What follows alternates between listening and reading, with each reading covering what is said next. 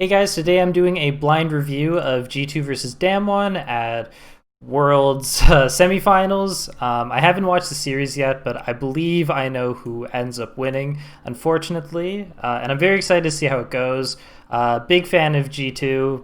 Big fan of Damwon as well, honestly. One really nice thing about this Worlds is that so far it's a lot of teams that I would be super happy if they won Worlds, but I'm very excited to see how this game goes in particular. So even though I think I know how this game turns out based on what I've heard, um, I'm I assume that G2's performance heavily hinges on the jungle matchup because I'm gonna put this in the best words I can here, but Jankos is one of the best players in the world, but definitely not one of the best junglers. There's been a lot to be desired with his pathing and just clear knowledge, and that's basically been consistent through most of his career.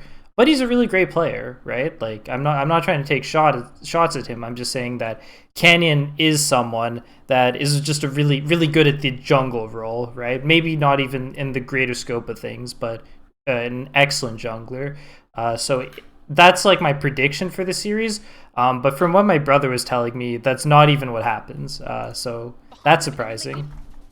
So let's check out this pick ban.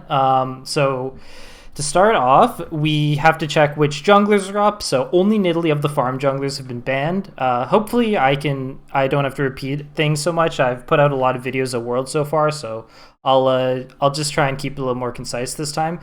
Camille is banned out of the way, even though Renekton is still up. When you're versus Naguri, I think people often are down to ban him. Interestingly, G2 is the team that ends up banning Syndra. Usually people are scared of G2 Syndra. Back in the day, it was because they would flex at bottom, but nowadays, I think most people are just worried about giving Caps too much presence.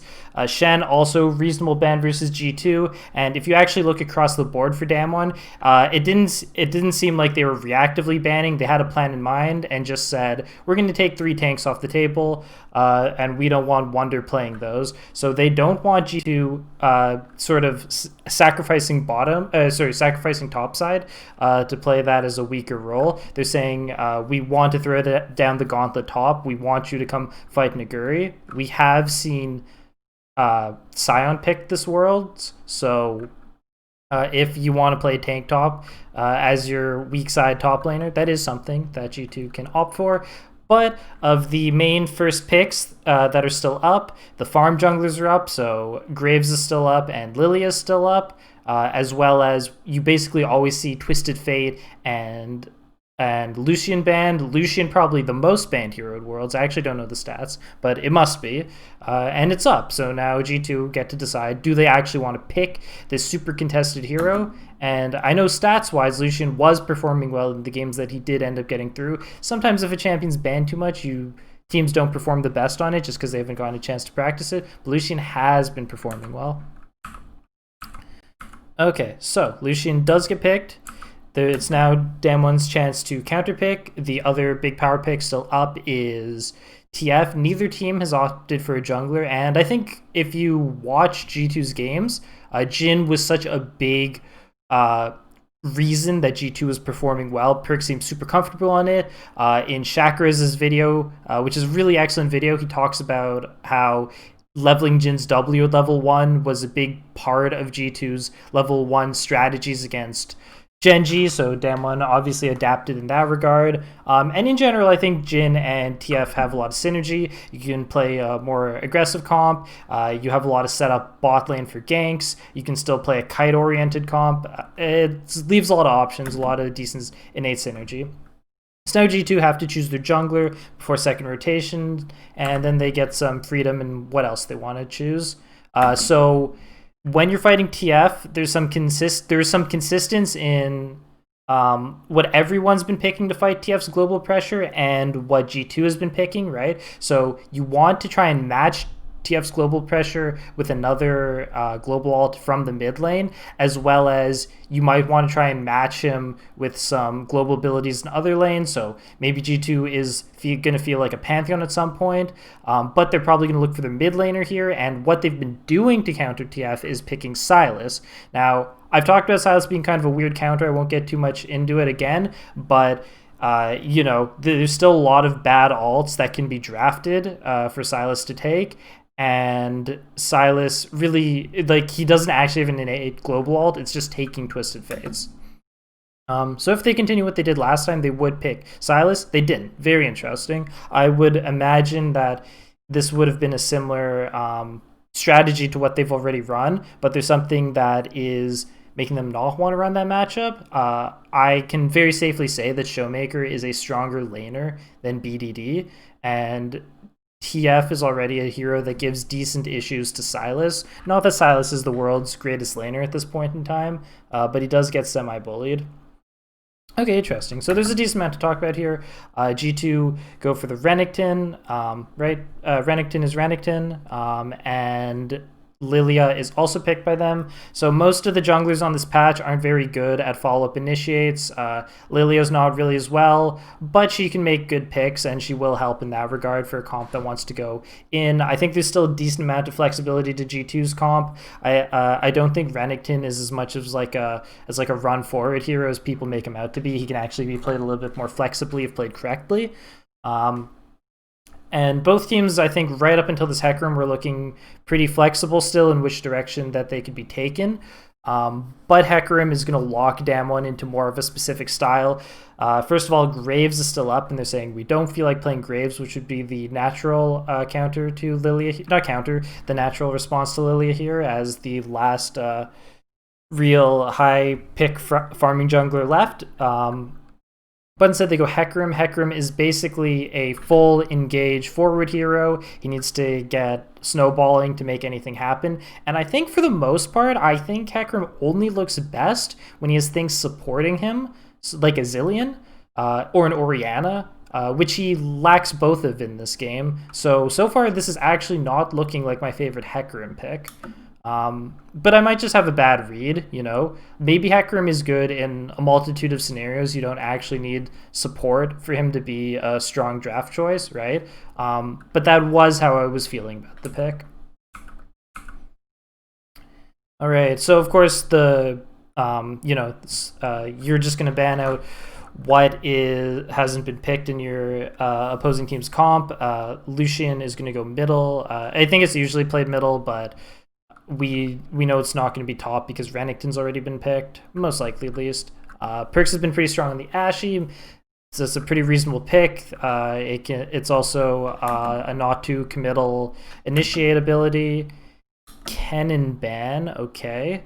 So I think Kennen, beats up most things in lane. I've seen Someday have pretty good results into Kennen, but maybe I shouldn't be judging things based off North American laners.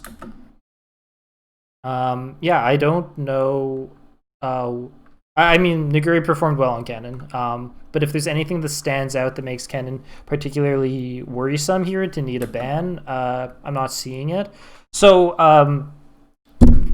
whether or not Tahm Kench was a good ban here, it was good identification of how G2 has been drafting. When G2 is faced with global alts, and a lot of teams act like this, but G2 seems to have been much more focused in on this aspect of global alts. When there's a Twisted Face specifically, they've been very careful to try and get that Tahm Kench to offer some protection bot lane, and Damwon have already banned it out. Now, does Tahm Kench fit the comp G2's running? Currently not, but it is. But Damwon has now officially shown that they're playing a very proactive, engage-heavy comp, which Tahm Kench will counter nicely. So yeah, it's a good identification of probably being something G2 is actually looking for here. And of course, we already talked about Pantheon having synergy with TF / being a good counter, and G2 don't want a first pick. That is straightforward and reasonable. All right, Gangplank blind. So I don't know how much I should talk about this, But Renekton's an early game hero. Gangplank's a late game hero. But Gangplank wins the starting early game until first backs. Renekton doesn't bully Gangplank as hard as he usually bullies top laners. Scaling top laners. But you know, you still have a lot of opportunities for 2v2s and dives and out rotations and such because, you know, Renekton just clears those waves and sets up really nicely. Okay, so the Sylas does end up coming through after seeing more alts. So this is probably something I should have talked about already, but right, when you're picking Sylas, you want good-looking alts. When you see Hecarim, Sylas is almost an insta-pick because Sylas is so good with the Hecarim ult. Gangplank is also going to be a strong ult for Sylas. So this was probably actually a main part of what happened in the second rotation. I just wasn't really thinking about it. But we already knew that G2 liked the Sylas counter into TF, and Damwon has now shown two very good ults for Sylas to take. Damwon is basically saying, yeah, we know that you want Sylas here, just take it, we're not scared, right? And then G2 had to think like, oh man, they're not scared of the Sylas, should we still do it, right? And they decide to. But that's the mind game that just happened right there. And with Sylas and Rakan, that really does lock you into being a much more engage-heavy comp, so they'll have like a little bit of pick with Lilia, but it's mostly engage-heavy. There's going to be a really strong sort of 1-3-1, and I guess the reason I didn't think it was Sylas here, and the reason Damwon also didn't, is because this is going to be a Lucian bottom, which is not something you expect to see. I don't know how strong I think Lucian bottom is in general as a hero, but he is what he is. Is a crit hero, doesn't scale super well, needs to get a little snowballed, doesn't lane quite as well as he used to, but is still a good laner nonetheless.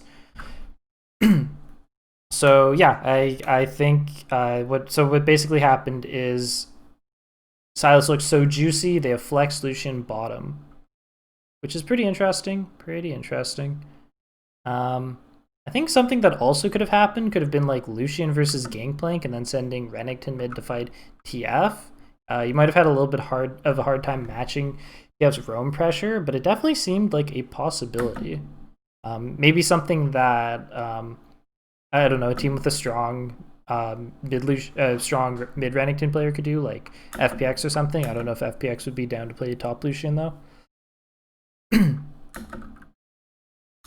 But yeah, we have two very heavy initiate comps, and Damwon got a little better end of the deal on the global pressure with the Gangplank ult. So I think a lot of this is going to come down to, so the 1-3-1 on G2 is pretty excellent. Although the 3-core of Lilia, Lucian, and Rakan won't be that good. It won't be able to survive hard initiate too well. But the side lanes look really nice. But yeah, Damwon got the better end of the global alts, but G2 got a really good Sylas pick. So I think I'll say what I said before in Gen G versus G2, and a lot of this is going to be on Caps' shoulders to perform. And with this Lucian bottom, it really did lock G2 into being more early game, whereas Damwon still does have a scaling option out of Gangplank. So G2 will have to really push the pressure this one. I think the main question we want to ask ourselves is like, was the Sylas flex middle so good here that it was worth playing Lucian bottom, right? And this is like a concept that I might need to make a video about at some point, but like sometimes even when the stars align and you think you get a really like good situation for a hero, the hero might just not be good in any situations ever. Like it just might not be strong enough. And Lucian bottom is a hero that I sometimes feel that way about. I'm not sure. But he seems to miss the mark a lot of the time when you see him. Maybe I don't feel that way about Lucian, but he might be that sort of hero. I don't know. He looks solid here. Some players that I've seen in solo queue have had a pretty good-looking Lucian bot. All right. now, we are getting a pretty decent leash coming I didn't really look at the level 1 setups because I was talking to you guys, but this is a blind run through for me, right? So I don't know what happens, or I know how the game series ends, but I don't know how the games play out. Yeah, and the idea should be, as you were talking about and as Yamato talked about on the analyst desk, you know, that Rakan and Lucian probably aren't going to win this 2v2. Obviously, it will come down into execution. The old Raptors start out of Heck Room when you don't get a leash. So Damwon got to start in lane early, in the bot lane. Ooh, forward percentage numbers. I like the way Barrel is playing in quarterfinals. Thought he was exerting his pressure well. Seems to want to be the Leona or Pantheon, and he does a good job of it when he gets them. And he's bringing these strong priority laners like Ghost and Barrel with him. Yeah, it's important to note. I mean, forward percentage to have stats that are that high. So I had a couple of criticisms in the review I did of G2 versus Genji of the way Wonder played Renekton. I tend to be hypercritical of the way people play Renekton, just because I've studied the hero a lot, I guess. And this has already gone a little weird. Naguri has to assume that Jankos is in the area if Wonder is willing to trade that aggressively. And it doesn't quite work out, even though Naguri really runs up for it. I always respect Naguri's propensity to just fight to the death. You can always respect that in a person. Remember, it doesn't matter if you win or lose League of Legends. The goal is to die with honor. And Naguri does that consistently. Alright, so Showmaker has... this is something we should pay attention to. Usually Silas's aren't as even with TF at this stage of the laning phase. Usually Silas drops a little bit of CS at the start of the game. Showmaker seems to have prioritized more heavily on pushing caps out of lane. This must be a flash out of Showmaker. It's a nice looking start. Oh! Very good. Nice job. Okay. So that's already a really nice start for Jankos. He comes from the top side and gets that kill onto Showmaker. He spends a little bit extra time ganking, so there will be a little bit of a farm advantage for Canyon, who's just gone full... Canyon's just full clearing right now, right? He did like the whole jungle rotation. Did the crab, got it all. It'll be a little bit awkward, Janko's resetting here, but it won't be too bad. He did get that kill, so he'll be in a nice spot. The repeat gank setup, very easy. Showmaker's gonna have to play so far back, it's gonna give him so much access here in this lane. Meanwhile, on the bottom lane, Mickey Rix is out of mana. He must be dead. Yeah. Barrel finds it, and that's the Damwon bottom lane we wanted to see, punishing the Okay, weird. I don't know what to say, that was just weird. Oh, for us, because something about counter matchup, I'll talk about that. An OG counter, I'm putting counter in quotes here, to Rakan is Leona. People consider Leona a counter to Rakan. You might remember when Zarya Rakan was really popular, people would pick Leona lanes to fight it. The truth of the matter here is, and the reason I don't talk about it that much is because Rakan isn't a good laner. Most things are Rakan counters. I don't like the terminology. Zarya Rakan just had good synergy, that specific lane, and people needed to find ways to beat it. And Leona offered some solutions, but at the end of the day, Rakan, I don't consider it a real counter because I don't consider Rakan a very good laner. Okay, Janko's being super proactive and he's being super proactive and getting through his camps really nicely. So yeah, in Genji versus G2, I said Jankos isn't the best pather, and then he did a really good job and adapted really well to the farm meta. And this game, I already really like what he's done. He's offered a ton of pressure. I will say, though, it has been a little bit off the back of Damwon mistakes. Definitely that last gank there was a predictable timing for Lilia to be top. Maybe the first top gank, not so expected, even though Wonder perhaps played like Jankos was in the area. Could have been a bluff or a misplay. And then the immediate mid gank right after. Yes, we know that Jankos is towards top side. Is he really going to go top mid? He did it. Sorry, I'm gonna just go back because once again I was talking to you guys and I wasn't paying too much attention. Okay, so we're fighting for Crab. Jankos misses the E. Good sidestep from Showmaker. Gets the Hecker Mauled, which is the main point of this counter pick. Jankos kind of misses that W, which is bad. So yeah, so Canyon's 5 when this happens, and the first kill on Jankos, the fact that they get the kill first is gonna let Canyon hit 6, which is really bad.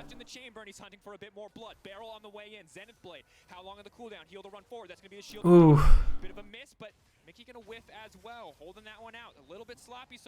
I think Mickey meant to go over the wall, but he still dodges nonetheless. Perk's doing his best job to try and like auto attack here. He maybe could have killed Heckroom, but it was probably a suicide.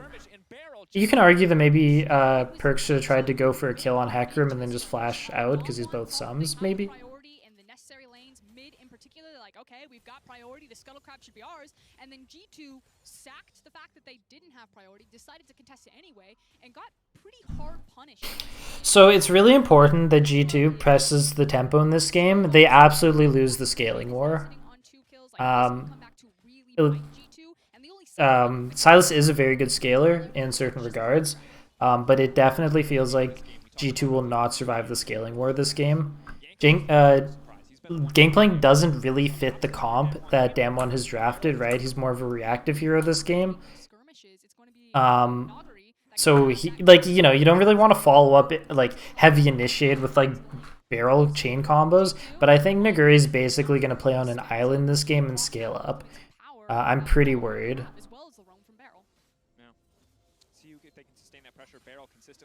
There's another G2 game where I said that they were mainly early game, and then like around the 15-minute mark they were like not doing that great, and then at around the 15-minute mark they like kind of turned it on and won immediately. actually that happens to G2 literally all the time. You know how it is.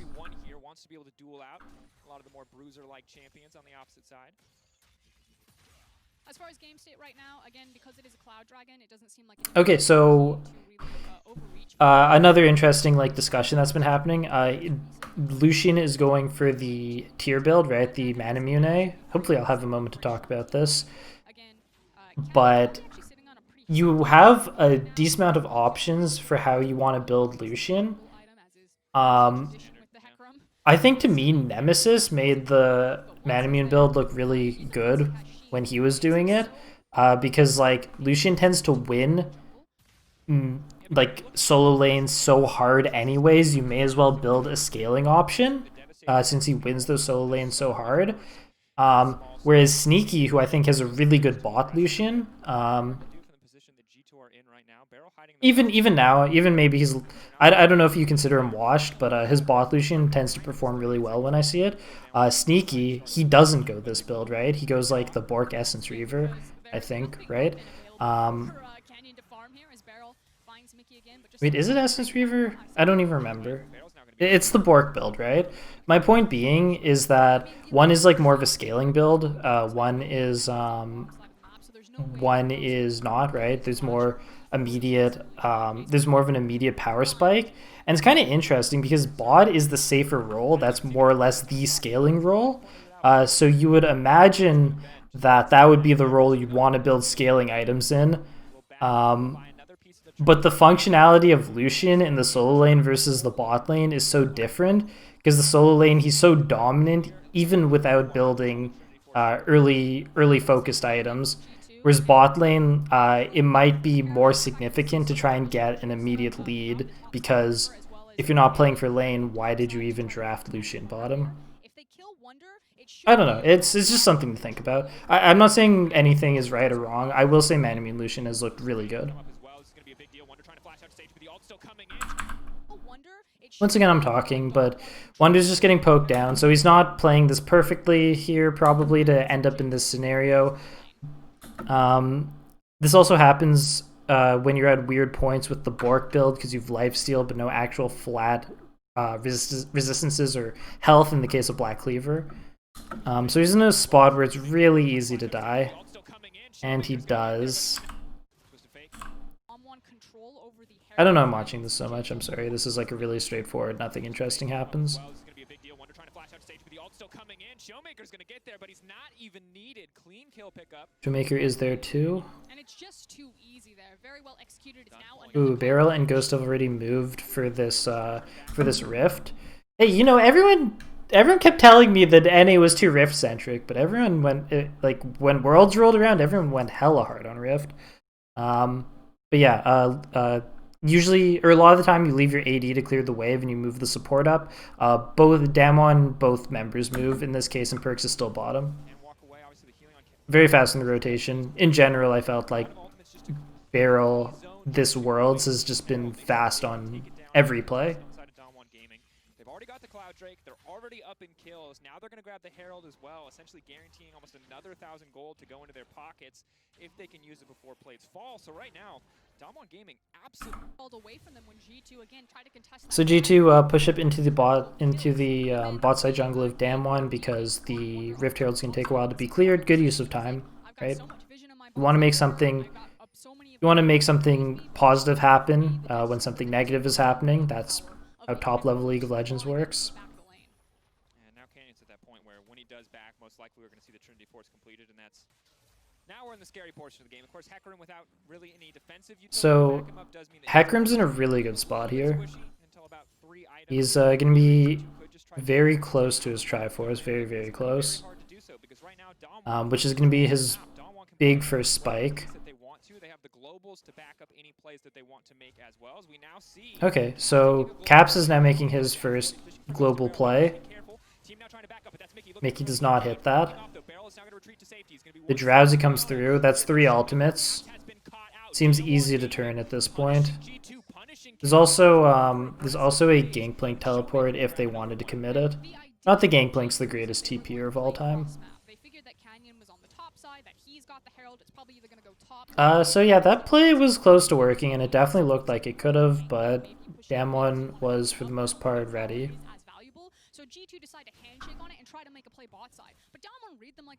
This game's starting to look kind of bad for G2. They're going to need to really accelerate the 15 to 20 minute mark if they're going to want to win this game. The problem is Hecarim is going to spike really hard at the exact same moment that G2 usually get big leads. It's also a really good answer. This is a good reaction to Caps going bottom. Pushing this turret down. Getting a lot of gold onto Canyon is really good, right? Hecarim basically performs as like a poor scaling carry. 3,500 gold certainly does not hurt either. Now we're starting to see the GP be a little bit more comfortable on the top side of map, ahead of the Renekton in terms of raw itemization. And right now, Damwon Gaming. After the initial attack, Caps dives so deep here. Yeah, doesn't. This one, you know, it's the fact that Caps dives so to come mid lane. So we take another look at this one. You know, it's the fact that Caps dives. Caps doesn't land the Q, which isn't great because it's a lot of damage. Not that it actually ends up really mattering here. Yeah, I mean the biggest part is Mickey not hitting this. I think that's all there is to be said. It doesn't even matter. They really just need to try and kill Leona, and Leona gets out too. It's just a double flash. I don't know what to say. I'm not. I mean, it's more. I don't know. I'm shit talking Mickey. It was more important to catch Leona there, absolutely, because Jhin was out. Just didn't quite work out. Once that Muramon is fully stacked, we can see Perks finally dish out a ton of damage on the damage in these exchanges. The early game though, 4 turret plates to 7. Feels like at this stage of the game, Canyon, he's made it through the awkward state of the early game on Hecarim. Jankos didn't just absolutely CS gap him. So just like food for thought, right? G2 opted into this Lucian bottom, right? So that they could get this very good-looking Sylas pick out here. And we have to ask ourselves, like, okay, well, like, how much better would this game look with, like, another AD carry? And we have to also consider that if they picked another AD carry, they wouldn't have Sylas in this spot where Sylas looks really good, right? So let's just pretend like they could get a good AD carry and Sylas, you know, which wasn't possible, but let's just, like, pretend food for thought, right?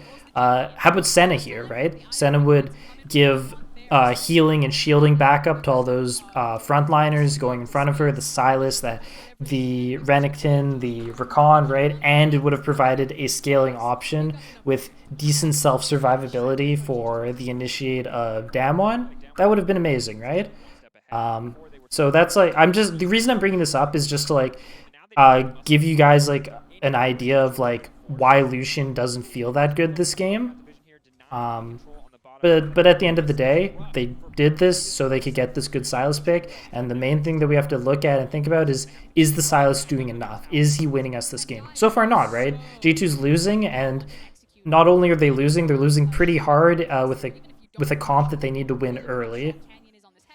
So things are not looking great. He's going to sack so many waves into the tower, but he has to respect it. He has to respect the fact that Dom absolutely cannot. A little bit of a side trade. It's really hard to match Hecarim right now. Naguri wanted to play weak side anyways. It is interesting though because Damwon did ban out all those tanks and then ended up wanting to play weak side anyways. I think that was just an adaptation of how the draft played out. I don't know if this was the actual strategy from the get-go. I mean, for the most part, Canyon didn't make too many ganks happen this game, right? It was mainly fighting over Crab and such. Canyon basically full cleared the whole game. Efficiently, but full cleared nonetheless.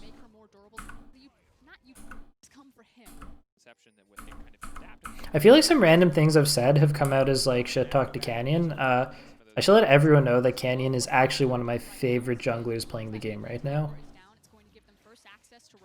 I thought he was heavily underrated when Damwon first started picking up steam.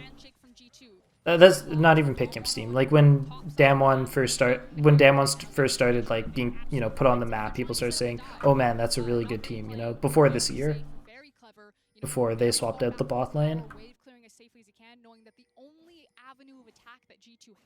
Was to somehow pressure him and denying so much of their time. So here's a pick because Jankos was backing on a ward. It seemed you could get the feeling like maybe Damwon wouldn't go for this because it doesn't seem like they're really positioned on this side of the map. You see the TF top. They had an idea of where Hecarim was. So it seems like the Damwon wouldn't go for something here, but they do, and it works. It's too bad. Sylas doesn't have that TF ult, so he isn't able to get over there. Caps is usually so excellent with his teleports, but he's just not finding the plays he needs, and it might just be a matter of being too much gold behind at this point. Once that bot play failed for G2, it was probably just too many resources, too much time to be able to get back into this game. Maybe if they start trying to set up a 1-3-1, they could make something happen, but whatever G2 do, Hecarim is going to have a lot of map presence and the ability to farm. That's the thing. G2's composition gets ahead. It's pretty hard. A lot of these globals maybe have to be used defensively, but the second Damwon, it's really hard to beat it's really hard to win any fights against Hecarim at this point in the game. Once he gets this death stance, it's going to be, I don't know. Damwon's hit some really hard spikes. This looks like a really doomed game unless G2's doing some like SKT lose every bear and win the game anyways sort of thing, which they've done. Are we going to sack minions as the midwave will eventually push against darkness here and try to find a pick to flip this game, because G2 need to flip it on this Infernal. If it goes over, I think it's lights out for them. Very hard. And G2 Damwon's playing real clean, man. When they're behind an itemization, but know that they're not going to get a lot of opportunities to fight if they do not contest these big objectives. Finally, Caps is in middle, so maybe the 1-3-1 that G2 has can start, but instead they're going for a TP because the dragon has came up. They're really committing hard. This fight does not look good, but G2 feel like we have to stop this, or we may as well just call it a day. So far I love how Damwon is not really grouped, because Renekton wants you guys to be grouped. Renekton is very good into Damwon's comp, very good. Like, they need to be grouped for him to get his main potential out. So Caps, of course, doesn't want to hit frontliners. He wants to hit backliners if possible, and he wants to do something with one of the really good alt targets, Hecarim, probably not Gangplank alt here, or Leona. But he ends up finding Canyon over the wall at the start of this fight. So that's a bad start. This is already bad because they found Caps.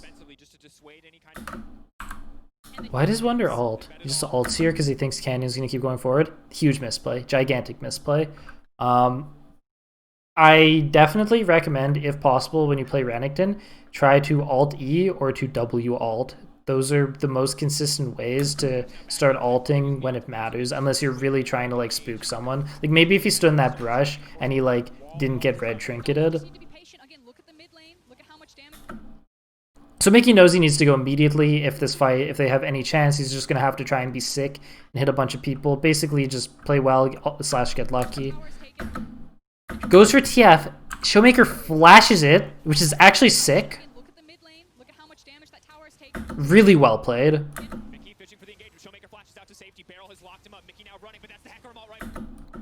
Go double ults onto Caps. He's immediately dead. Renekton's nothing without his ult. Yeah, so I totally feel G2. I think they had to try fighting this, even though it looked very doomed. But I totally agree they had to look for that fight. I totally agree with Mickey that he had to just like try his best to go in there. But really, really great flash out of Showmaker, right? It's not easy to flash Recon alt W. I will say that Mickey ulted far in advance, so like there was a little bit of like mind games time to think about it, but nonetheless Mickey had many directions he could have gone in, and he went on Showmaker, and Showmaker flashed away. And Wonder not having ult there also kind of felt like the final nail in the coffin. Once he botched that ult, it didn't really seem like G2 was going to be able to win that fight. But they were so much gold behind. Hecarim's in such a good spot. It was probably over no matter what. We can keep watching, but I really strongly feel like this game's over. What happens? Oh, I see. It's happening in the bottom left. Yeah, Caps just tries to go for something. G2's just going to throw themselves in, killing themselves, trying to look for things. And keep in mind, versus worse teams, this stuff that G2 does usually works. Right? Like, we're behind, but we can still be proactive, and we team fight well and have good mechanics, you know? Like, it works a lot of the time. Yeah, I mean, this is super over. It has to be. This is brutal. I want to crush G2 into pieces as soon as possible. My goodness.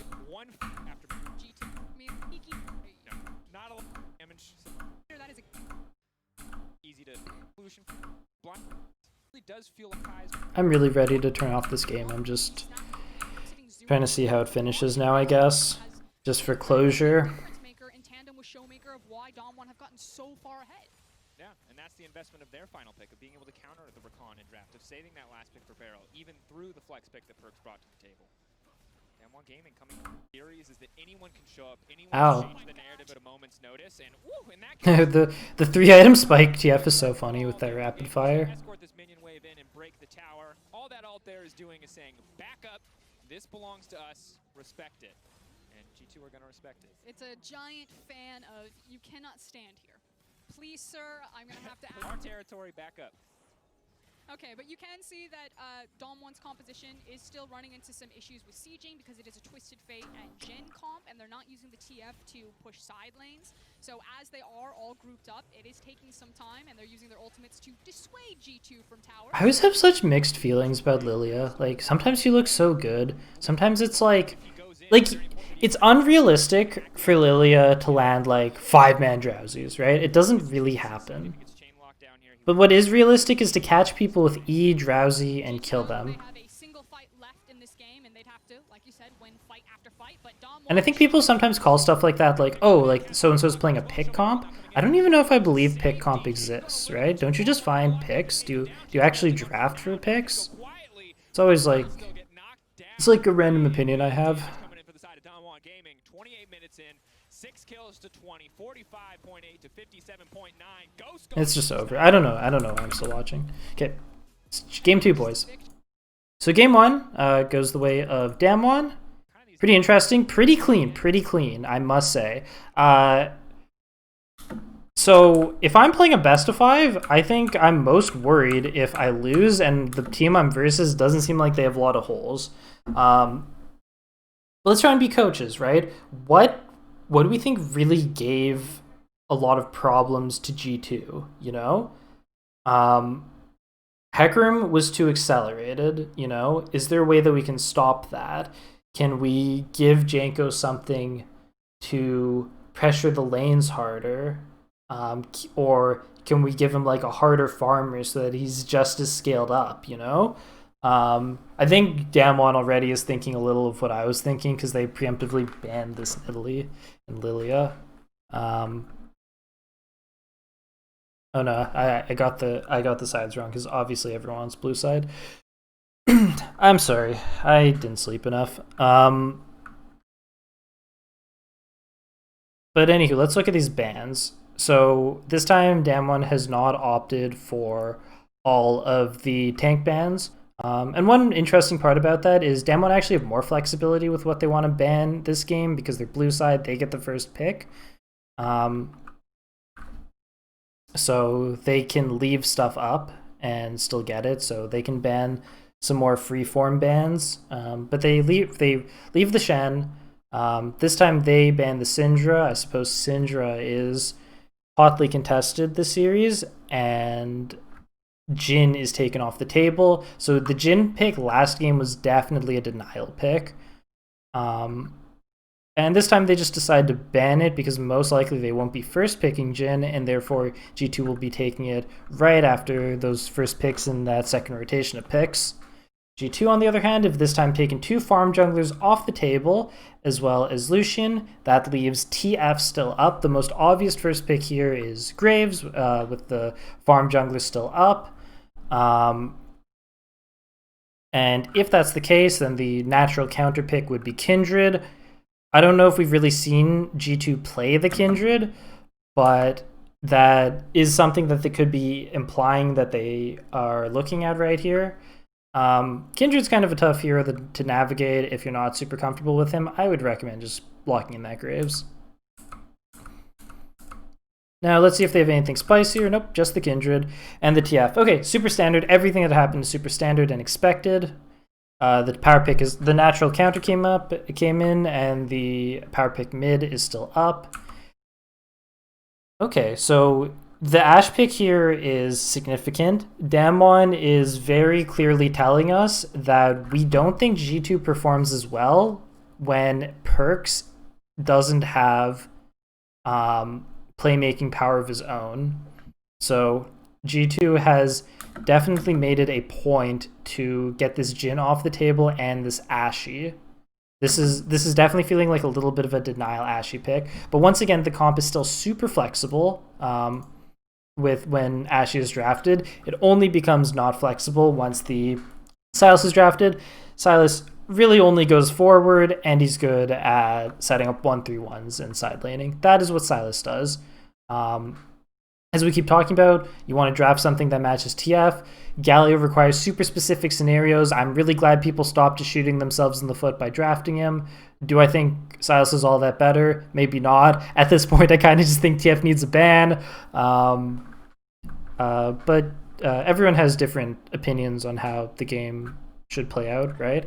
I guess I didn't talk about it, but Camille is up this time around, and if you are to draft her right before the second rotation, you can get some of her counters off the table, most notably the Renekton, which is the immediate first ban. I also think I'd be slightly more worried about choosing a hero that someone is super proficient on into them. In this case, Naguri is known for his Camille. Too bad he can't go Kleptomancy on it anymore. Caitlyn. So this is once again something we've talked about before. When you play Kindred, I don't know how much I should repeat myself because I talk about a lot of this stuff in my other videos, but I imagine a lot of people will be new when watching this. Kindred, the main thing you want when you're playing Kindred is priority lanes, and TF will give you a lot of help with that global pressure. But G2 has immediately shown that they haven't drafted a priority top laner, right? Camille won't necessarily have lane prio. There's still a lot of things that get lane prio over her still not unpicked. Whereas a great way to ensure it is by going Caitlyn. Caitlyn really is uncontested in that regard, and that is also the lane that G2 has not drafted yet. So the Caitlyn pick ban makes perfect sense. It also makes a lot of sense based on DRX's pick ban tendencies, who Damwon has had a lot of practice fighting. So G2 themselves could have gone Pantheon, which would have looked very good with what they're drafting right now. Get some extra global pressure to help Camille split push, as well as help the Kindred out and work with the Twisted Fate. But that wouldn't necessarily give them the lane priority that they need. So maybe it's possible that G2 would have been looking for an AD carry pick first, but instead they go for the Leona. So what they've done here is remove what I also think are Barrow's two best performing heroes, as well as heroes that synergize with the current comp that Damwon is picking in Leona and Pantheon, basically getting one off the board and taking the other. The main difference is Pantheon is the global ult to help around. Whereas Leona, a little less mobile around the map, but will offer more lane pressure. Potentially.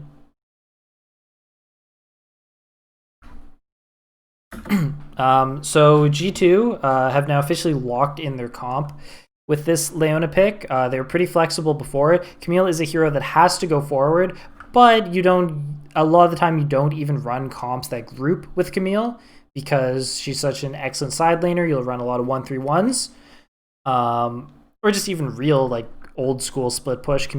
She's one of the few heroes that can still accomplish it.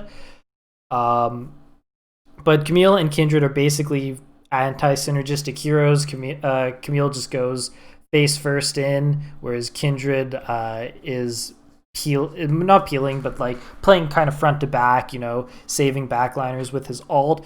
But now Leona is a full forward hero, so Kindred is going to be playing out of her comfort zone. But that's kind of just how this meta goes, because like Kindred, Graves, Lilia, I think they'd rather be having people play into them than play into people. Kindred probably the worst at following up compared to his counterparts though. Set. Okay, we don't know if which lane this is going to. I've watched enough Drew guides to know how the Camille set matchup goes. It's actually super playable for Camille, so it's probably not top, probably just support. Yeah, don't love the set pick here. It's much easier to play set as a counter initiation, which he can do to Camille, but Camille is not a high HP target to get the most out of his ult. Yeah, not feeling the set pick at all. Maybe you can spend the game trying to knock people out of Kindred ult, but I don't really get it. I guess you'll be countering Leona, right? You'll be knocking Leona backwards. It looks very whatever here. Maybe it's okay. Maybe the directions of the comps are mismatched enough. I'd have to think this over. You just might have an awkward time following up what people are doing. Whoa! Okay, so yeah, that's one of the counters to Camille. Absolutely. Yeah, I haven't seen Fiora in a long time. I said to one of my friends that Fiora would definitely be picked at least once at Worlds. I don't know if she was picked at any point in groups or play-ins. If she was, I did not watch the game. But I did watch most games. I just happened to not see her game if she did get picked. But yeah, she is definitely a counter to Camille. Of course, Fiora. Doesn't actually synergize with any comps. She is just a split pusher. You mainly want stuff that she's able to side lane, which G2 has. G2 get AD as their last pick. They go for the Ezreal. Ezreal will not give them the side lane pressure that they may have wanted when drafting Kindred. But other than that, Ezreal looks decent here because there's I don't know.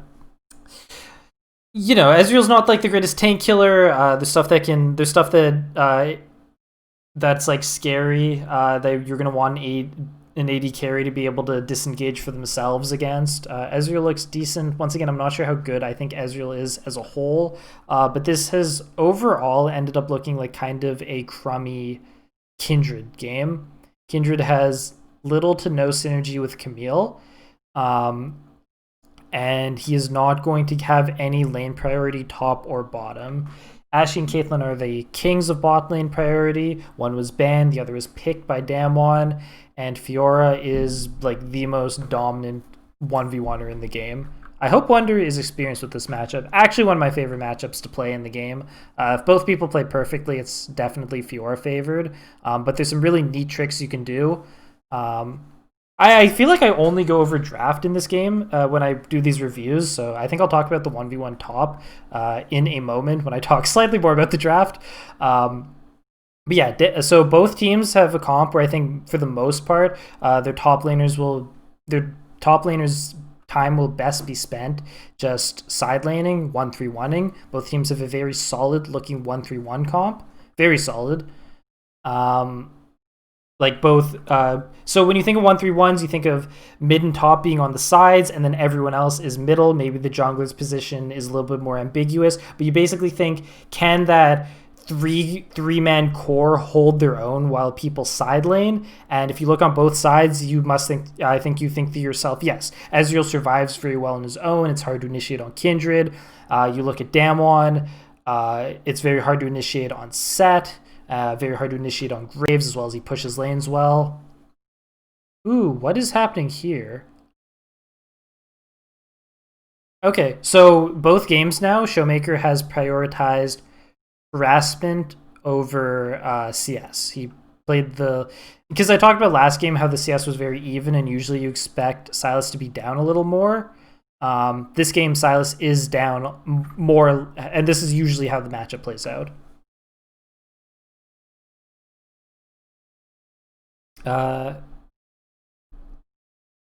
haven't I keep talking about random pieces of the comps and not talking about whose comp I like better overall. I kind of like G2's comp overall more in a way because they play in the same direction, but for the most part, they all can go forward except Kindred. I can't believe Beryl got a roam off here. That is so unexpected. Janko's now trying to catch him in the bush. I don't know if he'll get a kill. Has to save that third mark for after the set W. He does. Gets a flash out. Wonder's already blown TP. Ooh. Shouldn't have done that. Keep in mind, every bit of damage Wonder takes here sticks because he already TP'd back. But yeah, I like G2's comp as a whole, more or less. But it looks like such a bad Kindred game that they're just going to lose off that. Kindred is not going to get far enough ahead to actually win the game. But we'll see. I think we basically never see Fiora win games, even when she looks solid. Is this a solid Fiora game? I think you want to fight mostly melee targets or targets you can get on. She doesn't have that many good targets. She just has to commit to split push. Oh, let's go get it. He's very close. Wait, does he not have that? Hold on. Most Ashes run approach velocity. Oh, he knows heal is still up. He knows it's bait. He's playing good. Even with the spectator client, I played worse. So just keep in mind, if Ghost goes in on If Ghost goes in on Perks at the start, Perks will heal away and make it away, right? Ghost only gets the kill off because Perks comes back for the auto to try and fight with Mickey, right? Ghost actually plays this perfectly. Tries to sidestep the E, doesn't quite get it. Funny. Obviously not perfect in the sense that they get 2v1'd. I mean, like, in that specific spot I was talking about, it plays a little better than what I was saying to do with the spectator client and full knowledge of summoners.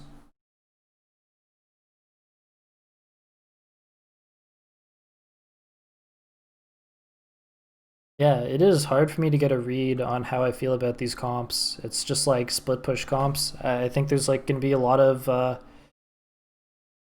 lot of mechanical skill that has to come in. It's really weird. So before the Fiora pick came in, Camille had really good options in the side. Was going to have good options in the side lane because Camille actually side lanes Silas really nicely, assuming Silas doesn't get unreasonably fed.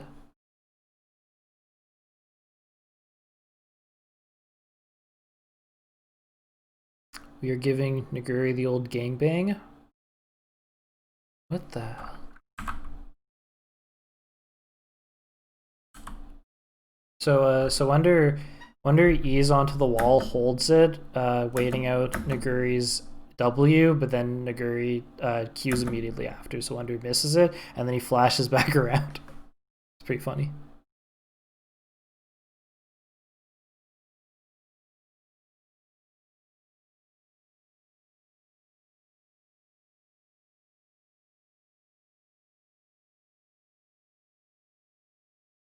So unlike last game, Damwon this game is going to have to be the aggressor. G2 absolutely scaled better. Camille is near unbeatable at later stages in the game, and Kindred also is really, really strong and is going to feel really good into Damwon's comp. Kindred will feel excellent into Damwon's comp. Yeah, I don't know. Yeah, I like G2's comp more as a whole. I'm worried about Kindred's ability to actually win it with the low priority lanes. I think it's very easily to lose the game off that. But we also like, I don't know. The Shy went up like 100 CS versus more than that versus Smeb, you know, and then he still lost the game as Fiora.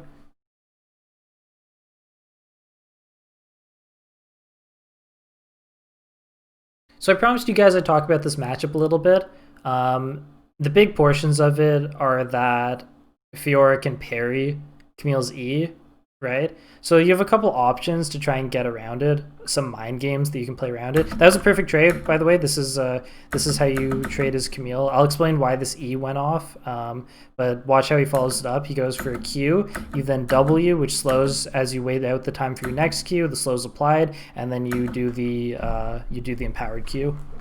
That is a textbook Camille combo.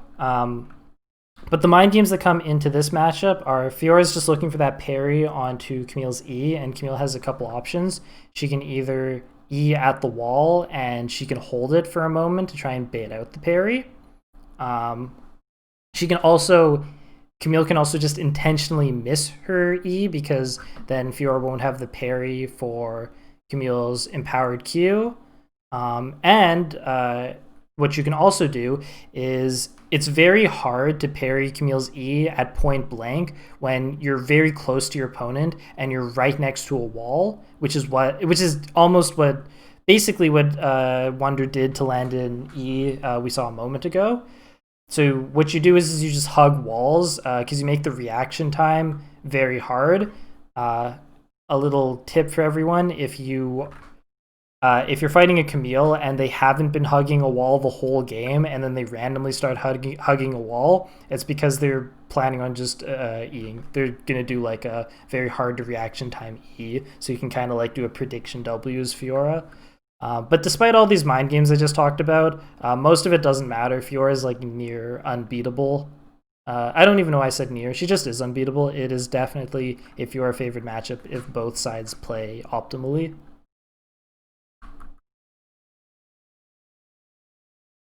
It is good that G2 started to put her behind, though, when they did that big roam top, right? A lot of stuff has actually gone really well for G2 so far. A lot of stuff. So, like, Caps didn't die despite getting harassed down, right? Like, maybe we were scared of a jungle gank, even though we played the lane decently. We were worried about Kindred making things happen despite low priority lanes, but Kindred was still able to get a kill off and start snowballing. The 2v2 bottom, you have to imagine that Damwon has the stronger lane with Ashe and Ezreal. They still got a 2v1. They still got 2v1 by G2. And top lane, you don't want Camille to get bullied and Fiora to get too ahead, and G2 managed to kill onto Fiora. So a lot of very positive stuff happening for G2. I think if Kindred is in a good spot this game, it's just a clean win for G2. Here we have another trade going. Yeah, I mean, like, this matchup's, it is what it is. Like, I don't even think that was like a very good trade out of Fiora, because it was like into a minion wave when Camille had her shield up, but it's still just a Fiora favored trade nonetheless. Beryl gets the flip onto Mickey. They miss the set W and the Graves ult on him. Pretty good. And he lives. A lot of really good stuff is happening for G2.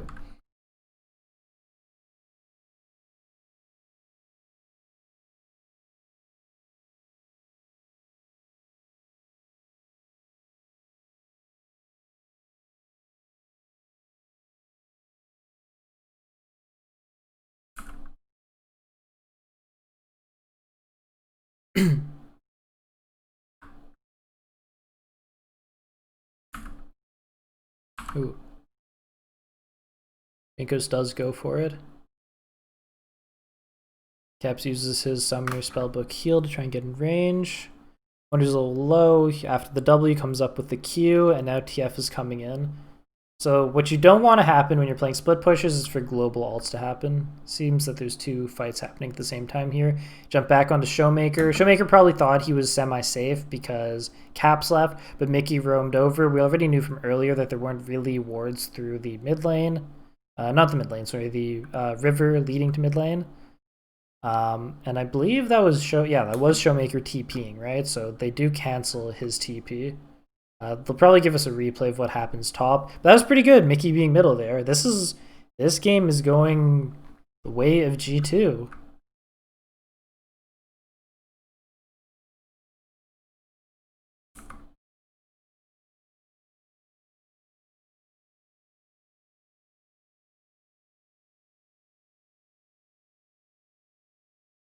Mickey is doing a good job, really good job. I mean, I think he's been looking very good this Worlds now.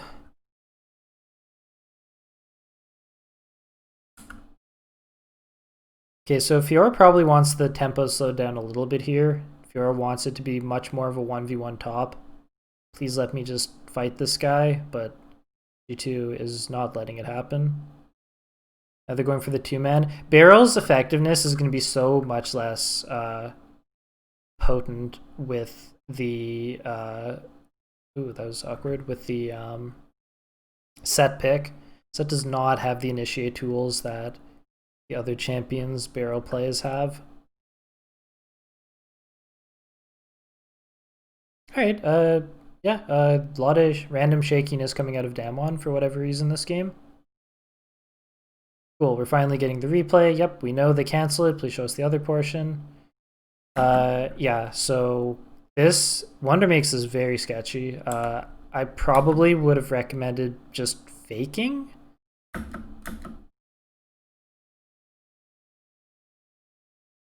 One, two. Wow, that was pretty good. Look, so the one mark Naguri hits, and he actually hits the two others, 1 and 2 with the E. He actually hits both. It's very scary. Ooh, and he comes back for it and doesn't get it. Oh, damn. Yeah, it was really sketchy. That was really sketchy. I didn't even notice Perks got a kill bottom. Oh, he didn't. It seemed like he was going to. At this spot, This it looked like he was going to the spot right before getting arrowed. It looked like he'd get the auto Q, but he doesn't in time.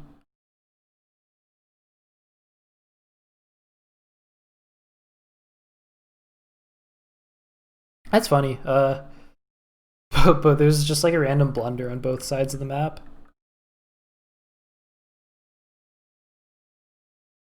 You're going for the Ravenous start build. That is the most standard Fiora build.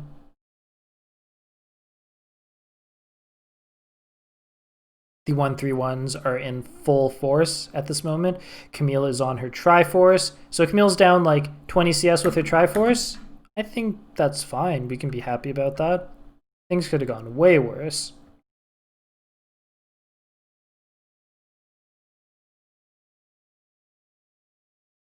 Mickey is not slowing down. Ooh, does not hit it. Now he's in kind of an awkward spot. It does look like they're just going to kill Mickey. Should probably just kill Mickey and get out. Janko saves him, which is going to make this sketchier. Yeah, I hate the way Barrel's playing this game. As I said before, like, maybe they were thinking about some combos where, like, set alts, people had a Kindred alt. It is just awkward. Good job on Jankos. Gets that alt off. You leave Fiora alone for 2 seconds, and she gets turret. Caps dodging back on the Silas E. Gets the red card. Probably wanted gold, but still pretty good. And get the kill on Showmaker nonetheless. Not bad. Immediately pulling the trigger. Fiora's still pushing. We gotta go. We're not done. We're gonna engage on this a second time. And Perks lands a Ezreal ult on Barrel's back. It actually hits him. They didn't show it, but it actually hits him. I turned on sound last time. Let me turn on sound. That's for myself. It's not for you guys.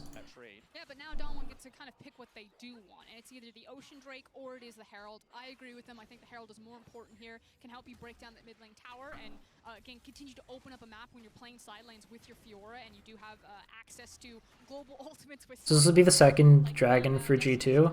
Game is looking really good for G2 so far. Really good.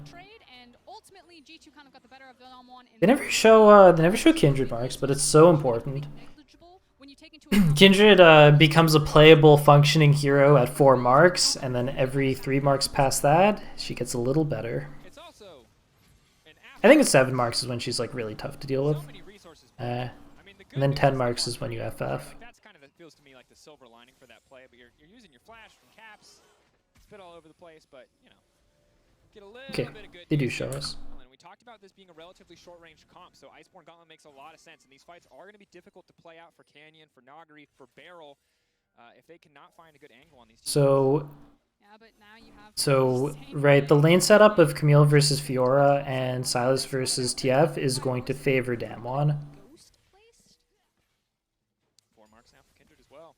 And Damwon's going to want to try and hold this lane setup to the best of their ability. The main benefits of this for G2 is that G2 will have an easier time collapsing, right? TF can get there more easily because TF just needs his ult, whereas Silas being able to get there is conditional on him taking TF's ult, so having seen TF and then ulting him, and Camille just gets to fights faster than Fiora. So if G2 thinks they can win a fight, if they can win a fight hard and they're down to lose 1 turret, then Wonder can probably just rotate to that before Fiora.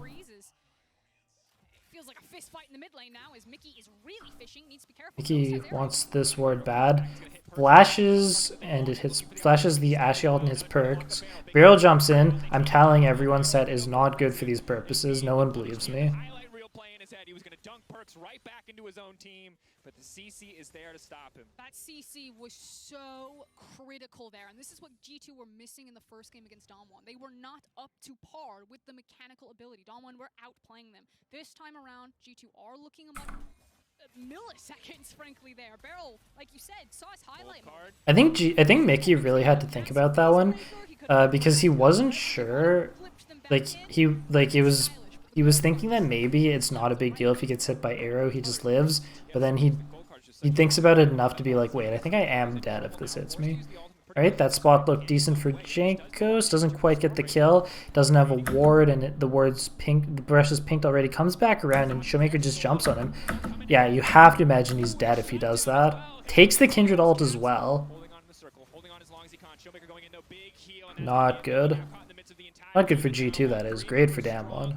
Just looking to run this Leona down. Facebreaker won't connect, but Showmaker sure will, and that's going to be it. Yeah, and there's no response from G2. Cool. Fiora just pushing that was really well played. Also really awkward that Jankos wrapped around the corner like that, because you actually see Jankos was actually in a strong spot and outputting a lot of DPS. He would have needed, for that to work, he would have needed Showmaker to go through Caps's health bar first, which was something that could have happened. And it feels like that's a little bit of the difference in how both of these teams want Showing it again, but I think we know what happens. So, like, the top side's played well, right? Jankos gets his ult off, beats up Canyon.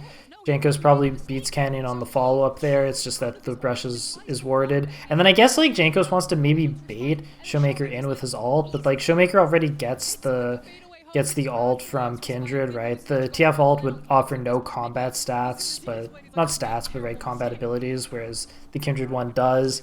And I think if you're Kindred there, you have to imagine you're gonna just insta die. I mean, he's lucky he got to flash at all, I think. Just going to push in and wait to see what's going to happen next. 20 minutes into the game, so the Baron has spawned. Neither team too keen to get that one started off. Tower to their name, and without Herald, it's going to be pretty difficult to crack these towers, especially with the. Yeah, see, G2 not hard committing to the 1-3-1. They're trying to get a little bit more grouped to make something happen before they lose the side lanes too hard. Wonder keeps just like jumping back middle to hover around. This is just how it feels when you're in like a really bad 1v1 matchup, right? You can't actually walk up to the wave to just farm it, so you just like try and look for something else to do while the wave pushes into you. Right now, Naguri's using his time to counter jungle golems. Not much Wonder can do about that. Because right now as well, while we're seeing pretty even 4v4 here on the bottom side of the map, you've got top laners just in complete. So Showmaker could be bottom here, but he is on this side because they want to be on the same side prior to Dragon. This is looking really solid for him. Yeah, he can't pressure the tower too much, but in these trades he's going to be fine. There's no real Kindred's in a decent spot, so it's actually not that easy for Damwon to initiate here, which is why they've been playing, you know, not to just like 5v5 Dragon. And yeah, Damwon's just going to stick to their current strategy. And on one hand, like, what Damwon's doing is totally working. You know, like, they are winning a lot of these fights by having the superior 1-3-1 setup. The main problem is that was so sketchy that Caps went in for the card. The main problem is that, you know, the Soul is the next Dragon, and Soul is absolutely a win condition. It does feel like I don't know who wins this game, but it does feel like from this position, G2 is going to win this match. Naguri down towards the bot side of the map, so you can start threatening the inner. Anonymization as well. It was the Iceborne Gauntlets, fully stacked Muramana now, as well as the Quicksilver Sash. So Perks is going to be nigh untouchable in a lot of these fights, unless they can just absolutely one-tap him. He has to completely mince position, really, to die in these fights or play way too aggressive. So he's in a solid spot. Probably will not have the same damage output as an Ashe in a sustained team fight right now. Might change. So this time, the other style of lane setup is set up right now, right? It's TF versus Fiora. It was actually G2 that forced this position. I mean, was it G2 that forced the position? I guess it's no one, right? It's just like it's just they need the teleport cross map from Baron. Now getting aggressive on the Caps. That's going to come out, dash forward, as well as the riposte, but the TP now burned here from Wonder. Riposte is down though. They can go for the stun. Hookshot wall dive. They're just kind of that was ambitious. Luckily, so the easiest way to set up Barons in situations like this is when you actually have a tank, which Damwon's team does not. The tankiest member is going to be a grit stacked Graves, but it's not going to be easy for them to just 3v4 Baron in this position. So much wave, and it should eventually fall. It's probably very low health as Naguri flashes. Oh, the stone ultimate coming in as well. Looks like he'll get him. Nah, he doesn't W the card. You can maybe... through. No riposte available, and that means he's gonna It's very close margins. They're very close. You have to imagine that Naguri had at least one of them if he landed the W. G2 stay around, and like you said, what can Damwon get on the top side of the map? The top tower does fall. That mid tower is a stiff breeze from being knocked over. So still, in terms of gold, G2 have a slight edge, but there's a lot of... I know that feeling. Like, you just like, you're playing Fiora and you're looking at TF Camille and you're like, I'm pretty sure I can just 2v1 this matchup, you know? And you like barely play the margin wrong and you don't get it. 45 seconds, win the next infernal spawn. I do want to talk about the fact that you don't have Yeah. TP right now on... I'm doing a thing. What do you want? where you do have Yeah, okay, thank you. Now, it would be difficult to execute, but there is a position here where Nagari can run down bot lane or Showmaker if he wants to have the Destiny, and you could try to play cross map by stretching out Camille, since Twisted Fate will have to match you there and try to like abuse and goal is coming up in 2 minutes. G2 might not be punished for it as heavily since they'll want to be playing bot side anyway. It's important to note as well that through all of this, So Wonder's not going to be able to go bottom here if G2 does consider the Camille into Silas and TF into Fiora, the more the easier side lane matchups, then they aren't going to be able to do it here because Wonder does not have TP up, so he would not be able to TP to the Baron side. To make sure that because Perks has that QSS, you were talking about how he's basically unkillable, that there's no like snap threat. You know, there's no go snap grab to deny or contest G2 on this wave. Now, So Damwon is looking for something right now because they are worried about 5v5ing the dragon. are they going to follow up with any more CC? Kind of just testing the waters, it looks like, fishing for an opportunity. And I think G2's aware that they need to play this as slowly as possible, hold the waves if possible. They don't need to just hard shove them. Just play it slowly and try and get this final dragon. Just play for it. I mean, hell, give up top inhib if you have to. I think like it's all fine. I think give up Baron if you have to. I think getting this Infernal is the win con. Unless he doesn't have something like Flash, then it gets a little bit more dangerous, and you can see Perks stepping super forward as here comes Cat. Did they just see him backing on a ward? Yeah. And go. Good job.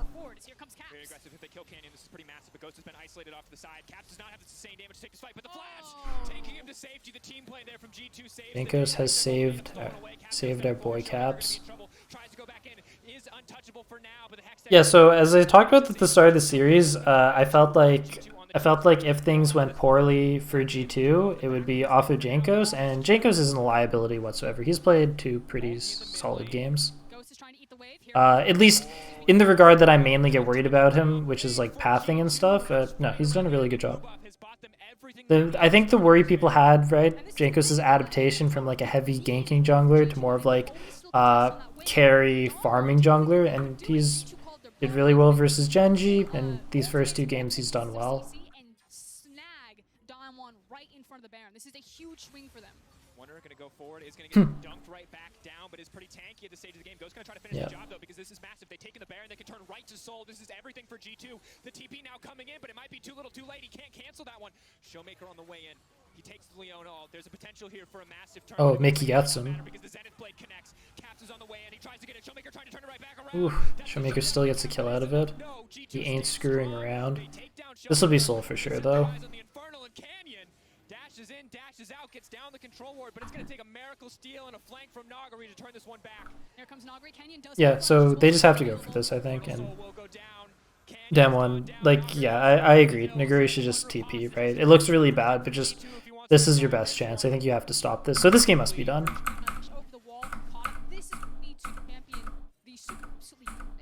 They catch Barrel off the back. He's just having kind of a sloppy game. Get the Baron off of that, get a good fight, get the Baron off of it, right? Get the Soul that they were waiting for anyways. And yeah, Fiora loses again. You can't 5v5 and Soul wins the game. And I guess that's League of Legends. Even if the Fiora pick seems reasonable, it just never quite works out. Yeah, Perks just going to shift back over the wall. That's another pick. I'm just skipping through. I really think this game's done. But they want wave thing up that they don't been looking in the way legal. They had gone. He sees that Elder is going to be spawning in like 2 minutes and 30 seconds. He saw that G2 left the base, and so the assumption is they're resetting and they're just sitting in a bush looking at him like, As you can see, the That cannon sure does look juicy. Oh, that's a the set really didn't end up feeling that great this game. she's a production. So yeah, kills. It wasn't There's a lot of moments where Beryl wanted to be the initiator to help his team, and that's what his team wants to do, but that was the biggest brain arrow. set just isn't the greatest at it. Oh, they got Wonder. I don't know if it matters. My God.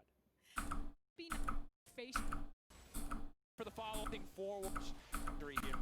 I apologize. I just really think this game's over, so I'm just skipping through. Cool. Game 3, boys. So at the very least, whichever side wins, it's not a 3-0. It's pretty good. Alright, let's check out, this is game 3 now. And let's see how the draft goes. So I don't think Damwon need to be demoralized at all. They ran like a Fiora strategy. They ran like a hard 1-3-1 where they weren't able to properly contest dragons, and Fiora needed to get more ahead than she was. Actually, she needed to get a lot more ahead. I think she was behind like a standard amount, and they probably didn't even expect an accelerated amount, but she was actually a little behind where she was supposed to be. And yeah, the strategy just didn't work out. I think Damwon doesn't actually have to be too worried, or doesn't need to overthink what happened in the last draft. That strategy just didn't work out, and that's fine. This time around, G2 is going to be banning the Camille out. G2 are banning Lucian on blue side, which you don't usually see. TF is still up. This time Damwon is banning Silas. So what I believe happened here is that Damwon say, okay, the best counter we've got to TF right now is Silas, because both teams picked the Silas as in response to TF. And this time Damwon banned the Silas and leave up.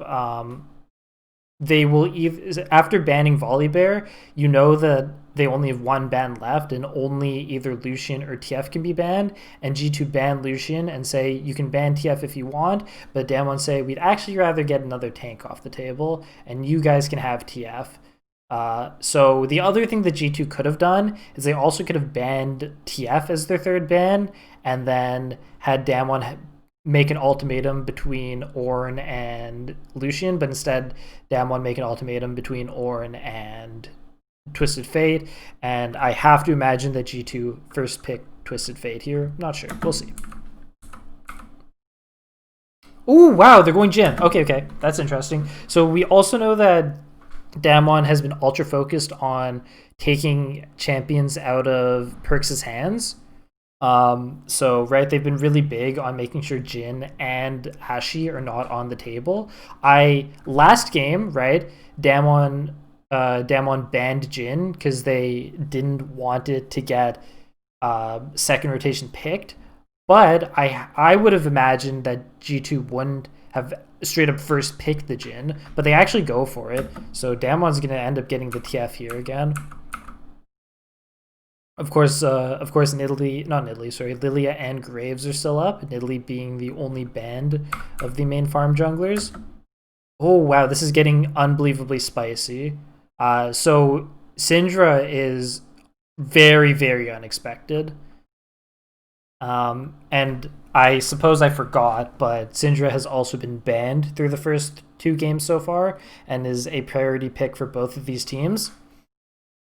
Before we move on, so a lot of like not standard things are happening, right? It doesn't matter whether things that are happening are good or bad. It's just atypical, so it's cool to talk about. So G2's put a ton of priority onto this Jhin pick now, and it'll have additional synergy with TF, which probably would give Damwon an extra reason to pick the TF for themselves, especially because it's been going well for both teams. But instead they go for the Syndra. So when you think about how to beat TF as a champion, what teams have been doing so far is grabbing mid laners with global capabilities of their own. And the other thing that people do is picking bot lane supports that protect their ADs so that TF can't just get free kills by roaming bottom. That's what's been happening this Worlds to counter TF. The old school way to beat TF is to try and diff him as hard in lane as possible, and that is what Syndra is implying. It's saying our plan right now is we're not going to match TF because we don't feel like playing Galio, we don't like the way he's performed, and we already banned Sylas. So the best option we have left, seeing as how Syndra is not banned, is to diff the TF as much as humanly possible. Cool. Very exciting. And of course, when Graves is picked, the natural counter is Kindred if you don't feel like playing Lilia, and there is the Kindred. Ooh, and G2 is saying all together, well, if we have to fight Syndra and Syndra's up, we don't even want to go TF. The dynamic of this series is so much more interesting because I think before the tournament started, you would assume like people would just want to do the Syndra TF matchup, but everyone has been preferring TF and just picking global ultimate counters. But I think the skill level of these two mid laners is so high that instead they're doing the I'm gonna ban Syndra, I don't want to play TF into it, and if like I don't want to blind TF into Syndra, and if you pick Syndra, I don't want to pick TF anymore, you know? I think Chovy versus Showmaker was a similar level of mid lane skill. The main difference being is that DRX had some weird affinity for Galio that can only be I don't know, it doesn't make any sense. It didn't make any sense. It still doesn't make sense in hindsight. They were just doing it. Anywho, let's see how this continues to progress. I think there's too many options for Damwon here. We just have to see what they do. Ashy. Okay. So Damwon's comp is based on the way they play. I don't think they're going to round it the way I think they're going to, but once again, very flexible comp.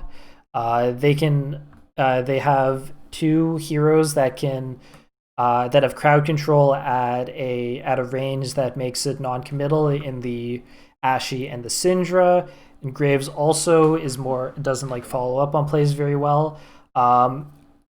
I don't know what people think of Akali, but to me, Akali works best when there's frontliners that go forward and leave the backline alone. But Akali is definitely a skill-reliant hero, and what her functionality is kind of up in the air and is kind of just like a player skill thing. But if I was Damwon at this point, I would probably try and draft something a little different to what they have been drafting and maybe go for something slightly more reactive at this point, depending on what G2 do. It might be too hard versus Kindred. You might just get too outscaled. But there's definitely options. There's definitely a lot of flexibility still. G2, on the other hand, once again, their comp is going to be a little mismatched. They're not going to get that prio they wanted bottom because they didn't draft the Caitlyn or the Ashy. And they were definitely not going to get mid prio. And Kindred is more reactive. Akali Akali can actually be played in a multitude of ways. I'm not going to say anything about that, but it's hard for Kindred to save Akali with his ult. But Akali can definitely be played more reactively, absolutely. But once again, similar to last game, I am currently worried that G2 will lose the game off of Kindred having low priority. I said that last game, though, so it might just not matter. Damwon's comp looks very strong, though, and has a lot of directions it can be played in. Bard is the ban because Bard helps out Kindred in the jungle. We've already seen that. Renekton is Renekton, and it gets banned. So since Damwon is picking first after the second rotation of bans, they could pick Renekton and ensure that they have 3 straight priority lanes. Of course, that would make for a very weak scaling comp. I am actually feeling a Gangplank for Damwon at this point. I don't know. I don't know how people feel about Akali. I think people hate playing squishy stuff into her. Tom Kench ban it looks awful. I think this Tahm Kench ban sucks. It's just saving people from Ashy Arrow. Other heroes can do that too with Mikhails. I think we have 3 heroes that don't commit very hard, and Tahm Kench is not very helpful at fighting them. Bard's a decent ban though, assuming that you don't get too beat up in lane, because it will help out the Kindred. There is Lulu. I'm even more confused by the Tahm Kench ban, because you imagine you'd want to ban something more threatening in lane. But not going to talk about it again, but I like Ashy Lulu a lot. Ashy offers a ton of priority, and Lulu will give that extra bit of scaling. It also, I think, gives a lot more options for what Damwon wants to draft top lane, because they're going to have additional scaling through Lulu. I'm now feeling a straight tank pick top. Yeah, I was feeling Scion for Damwon, but G2 pick it up for themselves. So G2 is getting the Pantheon to help out with Kindred, because I don't know why I said cuz, that's just what they're doing. And then they've gone for the Scion, because I think we've both sort of, I think me and G2 might have both agreed that Damwon should be drafting a tank here probably, and Scion looked really good to me for Damwon, and I'm not sure what they want to play anymore. It could be top Lulu. Yeah, okay. Okay. No one's really done it, so I wasn't thinking about it, and Ashy Lulu seemed reasonable here, but this makes quite a bit of sense. Leona, first of all, Barrel's been performing really well on it. Leona will be able to move and help Kindred, and it'll offer some forward pick potential. I don't think so. Okay. Leona doesn't fit this comp that well, because there isn't great follow-up out of Damwon. She's mainly going to be on an island, but I think Beryl performs well on it. They want ways to shut down Kindred in the early game, and Lulu makes the comp's forward mobility a little bit more flexible in the way that she backs people up with her movement speed and shield. So the dynamic changed slightly. But a frontliner here seems decent, so a more reactively played Leona also makes a fair amount of sense. I think you could also argue like a Nautilus looks amazing here, but I kind of think that Nautilus just doesn't have enough base stats at this point. Like he's just, even though it seems like a good pick for him, he's just too weak on the patch. And with that being said, Leona seems like the answer. Cool. So G2 got more priority in top lane than they may have ended up with. I like what happened. Yeah, I was feeling the Scion for Damwon. G2 picked it before Damwon could get it, and then Damwon had a really cool adaptation with the top Lulu and the Leona bottom. But yeah, there's a ton of priority in middle and bottom for Damwon, so I'm worried about Kindred's ability to scale. And now Damwon is going to scale a lot better because they have the top Lulu than they would have with, like, if Renekton wasn't banned and they just picked Renekton for full prio lanes. Yeah, I think G2's comp is too mismatched in what they want to do. Scion is gonna ult forward, and yeah, I think Damwon. How do I formulate my thoughts?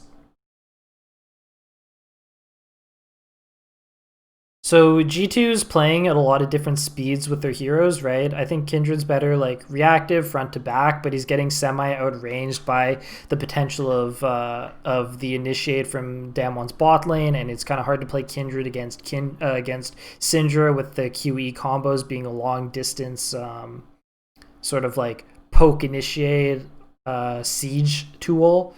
And I like Akali the best when there's like one frontliner going forward, and then the backline trying to catch up. But I don't think Beryl should be playing this game like that. And nonetheless, it's just one member of the team. I think there's enough heroes to peel back and save carries from Akali in the Lulu.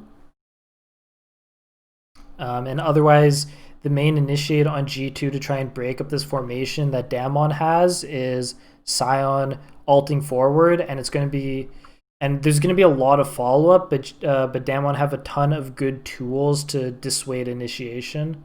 They don't have any strict peelers, but Graves loves playing at that tempo where people run in and he can build up grid and just get free fire DPS off, and Lulu is going to really help in those situations as well. Yeah, and as I keep saying, I don't think there's enough priority to help Kindred out in the early game, so she won't get snowballed out enough. This is probably my this is the draft of the 3 games that have happened.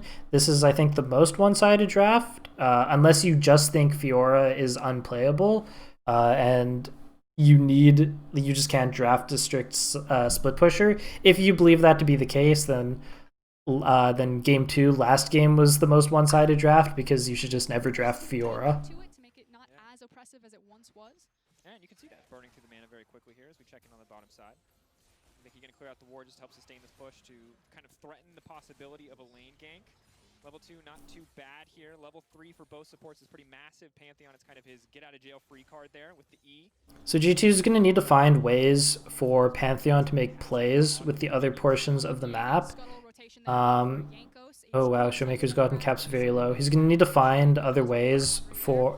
so Mickey's going to need to find ways to help middle and jungle to the best of his ability. I think there's a decent amount of pressure on Mickey to perform, and I don't know if he's been given the tools to make it happen. Ooh, does he get him? Did he not auto? What happened? Q? Jankos doesn't auto. He just Qs. He Qs and...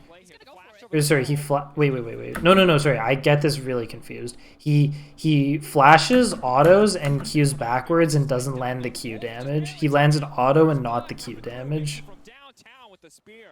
He needs to land both there. G2 set up very nice. It was a slow push. They're now looking to repeat dive on Ghost. So G2 plays this excellently because Damwon is the one that forces the split map here, because Damwon... Mute casters? Okay. Can't handle the bias? Is anyone biased? I doubt it. I just do it for game sound, and so I can hear occasionally.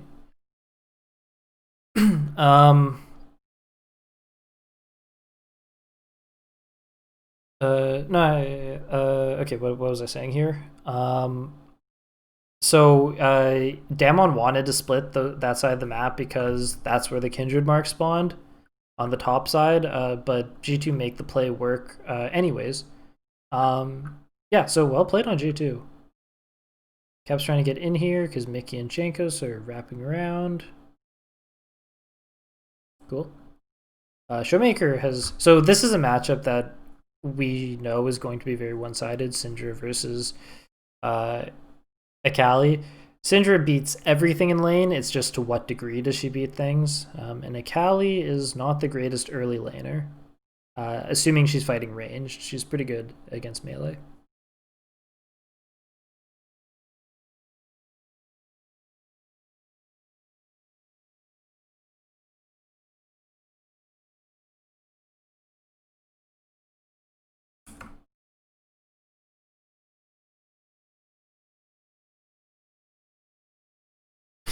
He's just Cap's roaming. He's just super high on KDA, super low on CS. Hell yeah. That's how we League of Legends. So yeah, obviously G2 has a lot of faith in Caps because they gave him this crummy matchup. But that's okay, because every matchup's crummy for Akali for the most part. You just draft Akali because you want Akali. And honestly, I think Akali is still an incredibly strong hero. Probably underrated, if anything. Although I would probably like to just talk to someone at some point and be like, when do you actually pick it? Because it's always a little fuzzy for me.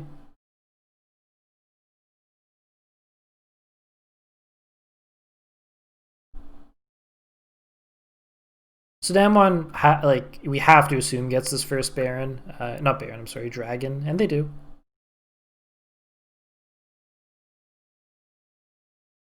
I mean, honestly, I expected them to get the first Dragon last game. It just didn't work out.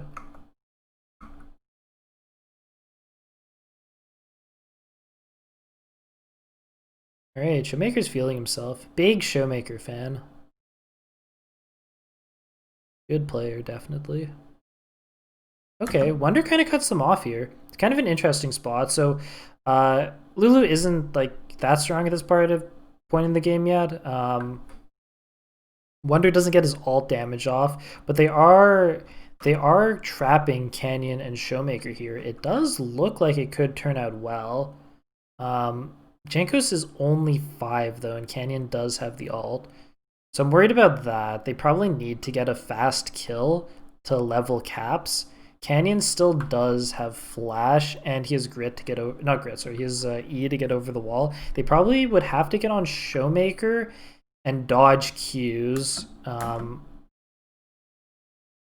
But I have to assume that if Wonder plays up anymore, he dies too quickly to Syndra ult. I feel like I should know who's going to win this. So it's okay. This is like a matter of if Akali can one-shot a target fast enough. I don't think Graves is killable because he still has flash, right? So I think Jankos is 5. I'm pretty sure Damwon win this. I think it nearly looks good. I think G2 have to find a way onto Showmaker, but it's too hard for Wonder and Jankos not to get one-shot by Syndra. I'm pretty sure. Canyon jumps in, which seems correct. Caps misses his E on Showmaker. That's huge. That completely alters the fight. Wonder knows he can run into the pit, so he kind of just runs out. Yeah, they get a... Yeah, the second Jankos walks up, Showmaker still has ult up. So it looks like Damwon was going to win this no matter what, but it was actually gigantic that Caps doesn't land E on Showmaker, because if he does, he either kills Showmaker or at least gets the Lulu ult out onto Showmaker, and then honestly probably kills him after anyways.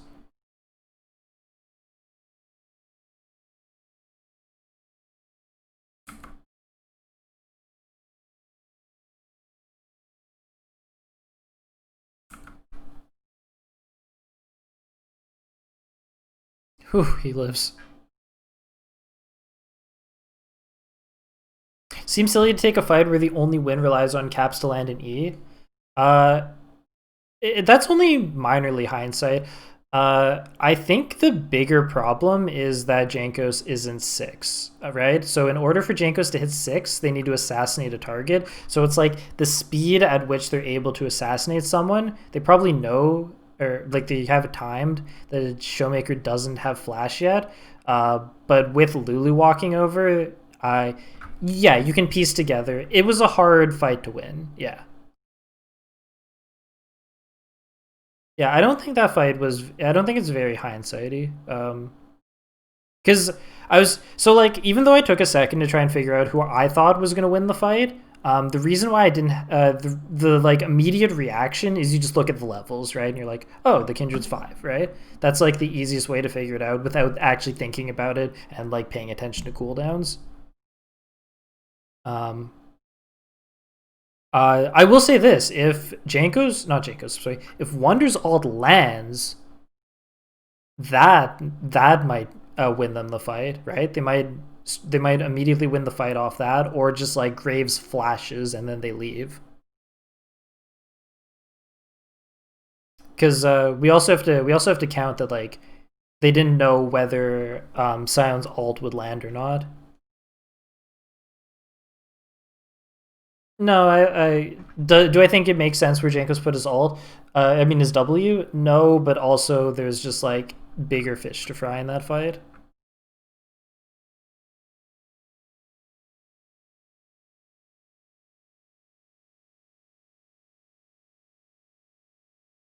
Mickey trying to be proactive, randomly dies.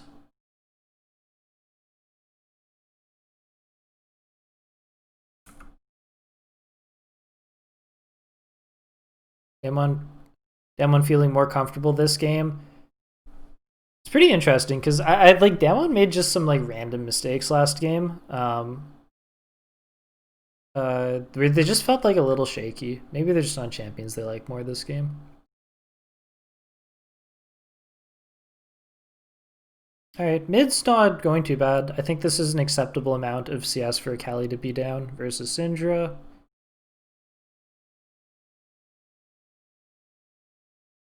So Mickey doesn't get a kill there with his ult. This is funny. Wonder makes it to the wave there and clears it. But he does help. He does help Janko secure. I think that was a mark, right? Oh no, it's not marked. Where's the mark? Whatever. It's too hard to keep track of them. They do just need Kindred in a good spot. Shoemaker now is roaming down bottom. He is a huge threat at this point in the game. Oh, Mickey's gonna die again. There's still some follow-up out of yeah, Damwon. They get a kill for sure.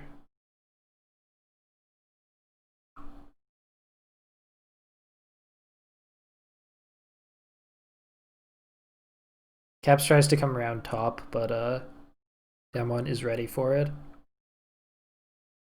So it's going to be easier for Showmaker to just like rotate bottom than Caps, because like that's kind of the way Syndra works. It's hard to face check her.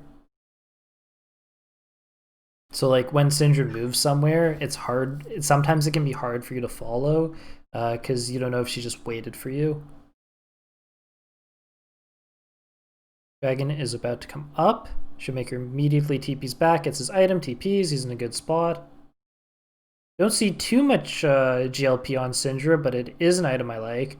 I do occasionally have the thought that GLP is just like the best mid lane item. It's a thought that occasionally crosses my mind.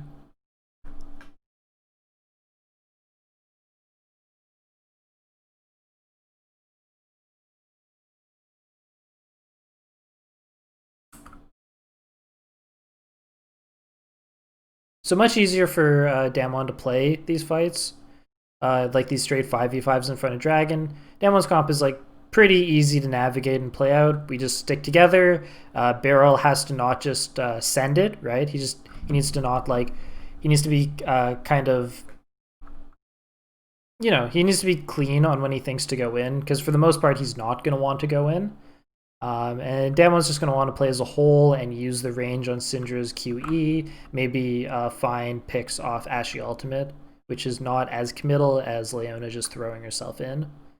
And yeah, G2 is just like, I don't want none of that smoke and don't go for the dragon. I think that's fine. I think Akali has a way to go before she's helpful. She needs her Gunblade before she's a real hero.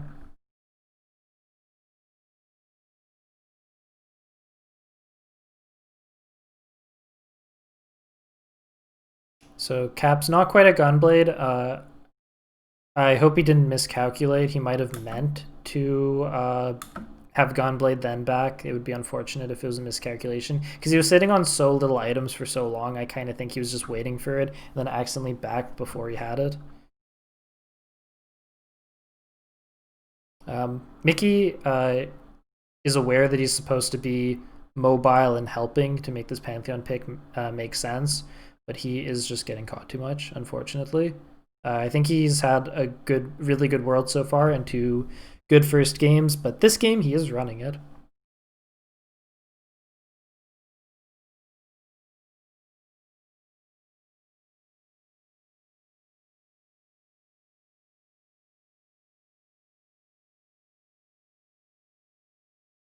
Oh, Kindred has no marks. Oh, that feels like game over. This is exactly what I was scared about in the second game. Just didn't end up happening. But this game it is happening.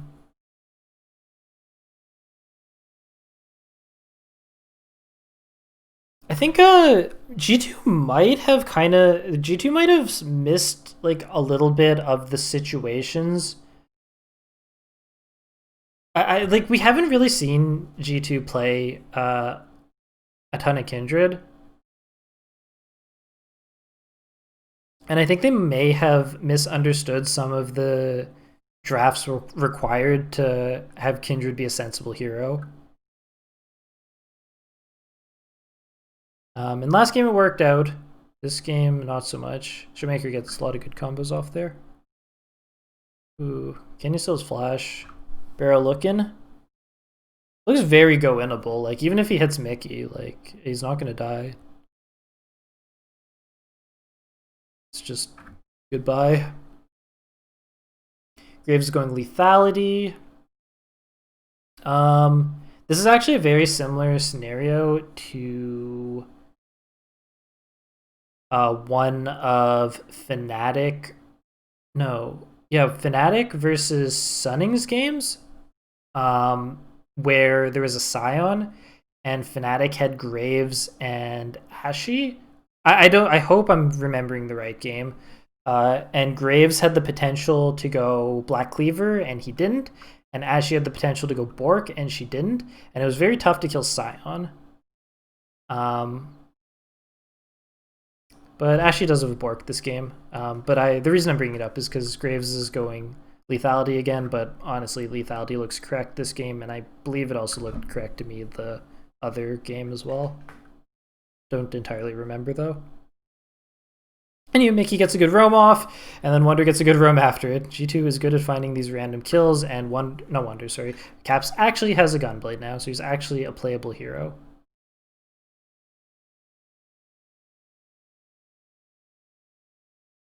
Yeah, that is pretty big.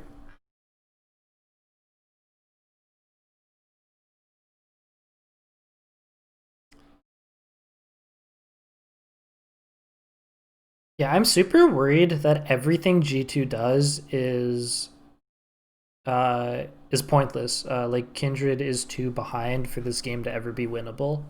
I am currently feeling that. It's a worrying feeling.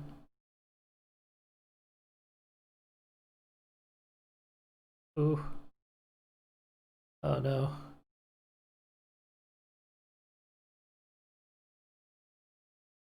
Caps kind of mind games them.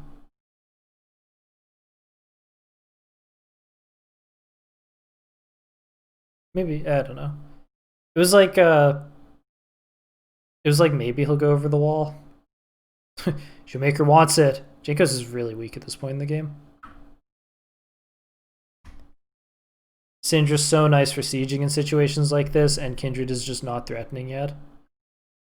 Shoemaker has so much strength this game. I think a lot of this game was in his hands to carry, and he is adequately strong and scary with his QE. Up comes next dragon. This time Akali actually has a Gunblade.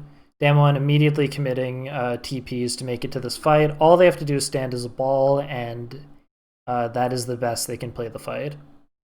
Cap sneaking around them because he is playing an assassin after all. Some pretty juicy targets he can look for. Okay, Barrel's in a bad spot. Yeah, he's immediately jumping over the wall. He should be grouped with his team. Caps is behind them. G2 plays, sometimes G2 plays spots like this really smart, right? G2's playing forward because, so Damwon just wants to be balled up. They're trying to make Damwon walk into Caps. Caps sees Ghost, R's through him. Can't really see where his other spells are going from this spot. Canyon lands a big ult. He's got the lethality. It actually just puts out a ton of damage. And yeah, they're just playing as 5. Really tough to get in. Graves, as I talked about already, is going to feel really good this game, right? It's just going to be playing at where Graves wants to, and it's going to be tough to get those assassinations off. It's going to be easy to peel with the Lulu. I think Damwon's comp is probably a little too easy to play and a little too strong.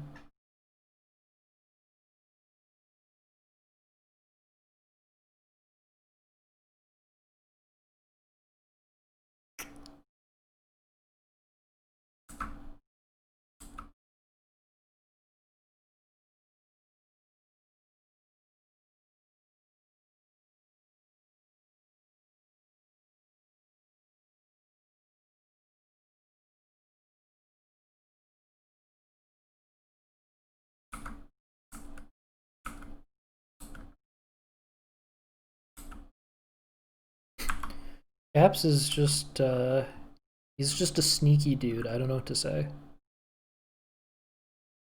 Mickey's backing, so he's not going to be ulting over there. Wonder what the plan is. Just literally waiting for someone to face check?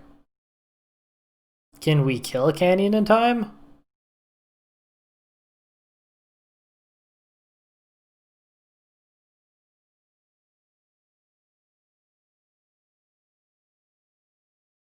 This is some C9 high shit, I'll tell you that much. Oh. Let's rewind there. Canyon accidentally shoots his Q at that wall. Cap saw it. Mental advantage.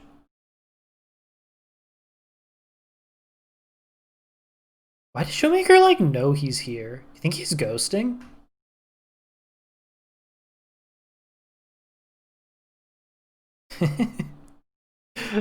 Okay. I don't have anything to say. That was just funny. G2 probably recognized they have to do things a little differently considering how crummy that last team fight was, because Caps was right behind them, jumped in on Ashy, and it didn't really matter.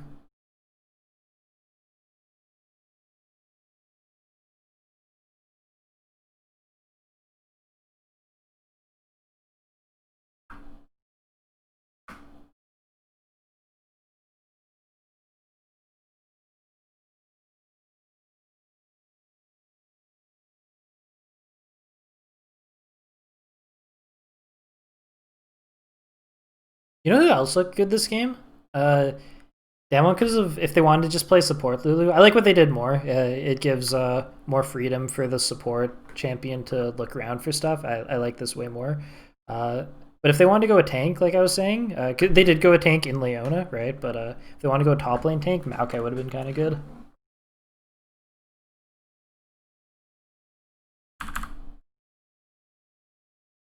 So they get on this, they leave Wonder TP's in.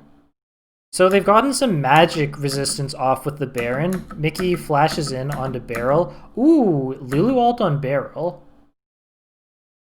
They get him? Okay. Okay. I think Lulu ult down is actually really big this game. It makes Caps getting in way easier. So if they can find something off that, that's pretty cool.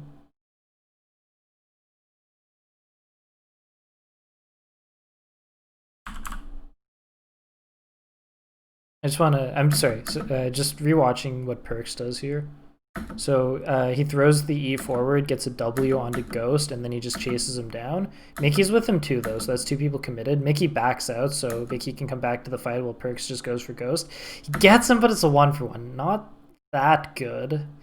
Perks has already expended his ult, so he's not that helpful, but the same can be said about Ghost.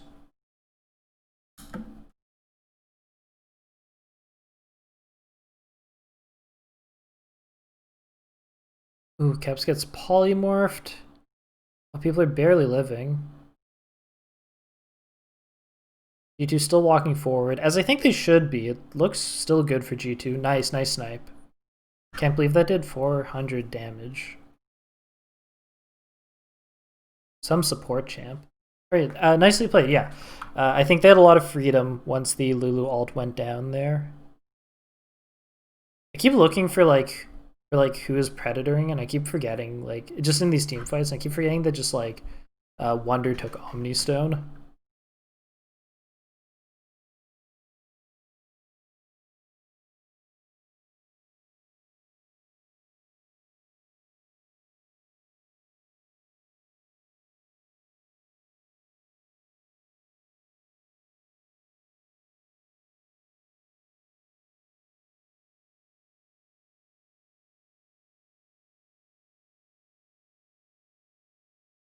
So something that I wasn't thinking about before, and I guess Ooh, it hits.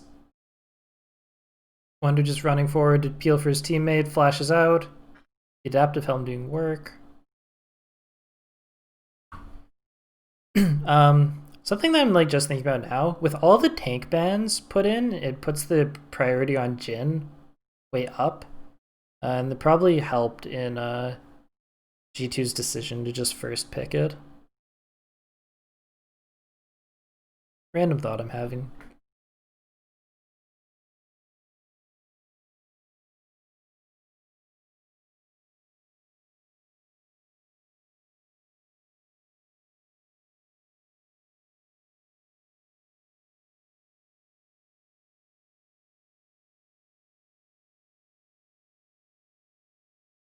So Showmaker is free and happy to back here because he's the TP, right? Just going to keep committing TPs, right? Think about how Damwon's comp works, right? How different League of Legends comps work. Since Damwon just want to be grouped and fighting together, they're just going to always TP to safe spots and on top of each other, right? It's not really going to be flanks. Mickey getting caught again, but G2's already proven that they can't fight straight up. And unfortunately, this is the soul. And I think this will be a decently good feeling soul. Of course, you mainly want Mountain Soul on tankier champs. But there is an Akali looking for assassinations. There is a lethality Panth. Yeah.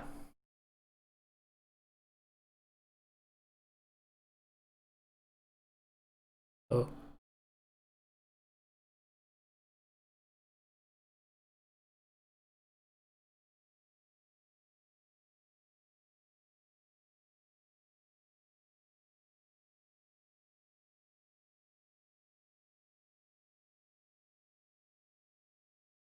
A nice dodge from Jankos.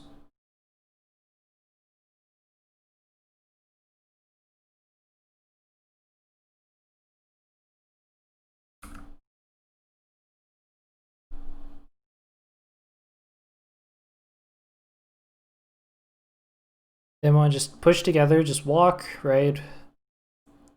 Use non-committal initiate if possible in the Ashield and just walk forward as a whole. No need for Barrel to jump in.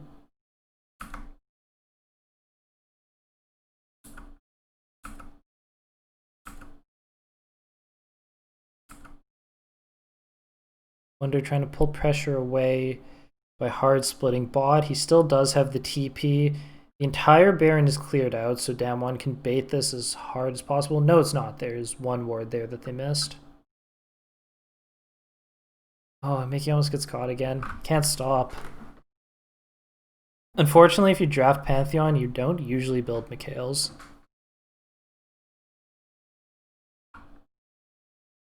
You can block it and E it, but it's like Damwon landing long range CC onto Barrel onto Mickey is not a big deal. It doesn't matter if Mickey blocks it. Ooh, Canyon could have had a good ult there, but he missed. Just walk up together. Very tough. And like, how does Caps even get in? Like, usually in situations like this, there would be an angle for Caps, but versus this comp, it's very tough. It seems like with how far Damwon was walking forward, like maybe Akali would have options, but they're too tanky with the mountain. Lulu ult can just save whoever is being assassinated. Graves is too good in those situations. It's tough. That's got to be Baron. I mean, that's got to be game. I think it's gone on long enough. Kindred's way too weak. And I'm not even... I don't know. I think Kindred just looked awful this game in the draft. I don't even want to say that Jankos just ran it. I think Kindred just... I think these Kindred drafts have been weird the past 2 games. This game, last one.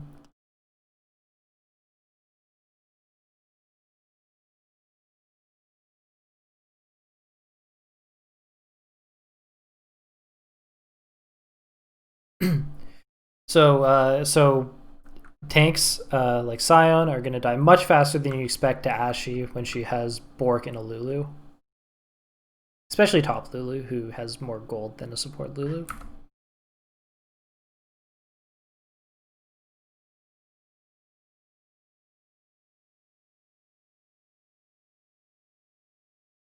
So Damwon's going to try going forward because Caps is behind them. Cap's cutting off the wave. Probably the best thing he can do.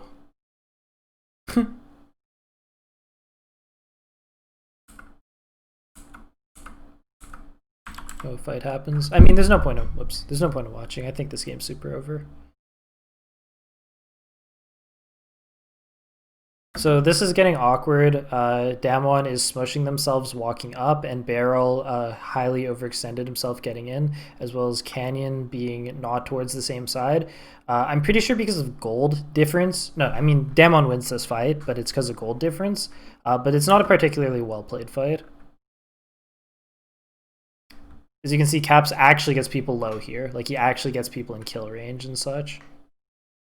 There still is the Lulu ult, but probably with more even gold values, you can actually kill through that there.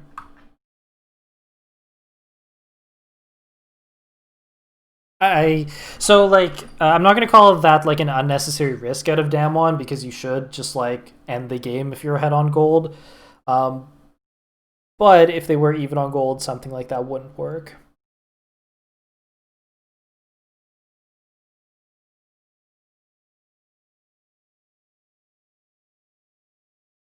Ouch. Jesus. D-flash FPX. That's whew. Okay. Game 4, boys. Alright, so what is G2 takeaway from that one? I think we definitely don't let a style of comp like that go through again, right? Too easy to navigate. I don't think the Akali was able to do much. We have to anticipate the Lulu sort of flex now. Yeah, I mean, Syndra's banned, so I guess we don't have to talk about it. So Syndra's off the table again. This time, so I think so. It's very interesting what Damwon's done. On purple side, it's a very interesting prep. On purple side, they ban a bunch of tanks, and then the first game they just picked Jhin. Right? They left Jhin up and they just picked it. And then in the second game they banned it. And then in the third game they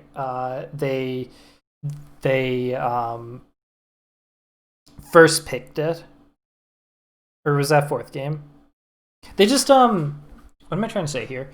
They're basically either either banned it or picked it, right? Except the first game, where they just let it go through or they picked it the first game because they didn't think G2 had caught on to their strategy yet, and then like once the priority on Jhin was shown, they just started banning it on blue side, and on red side instead they just do their like ban tank strategy. It's pretty interesting.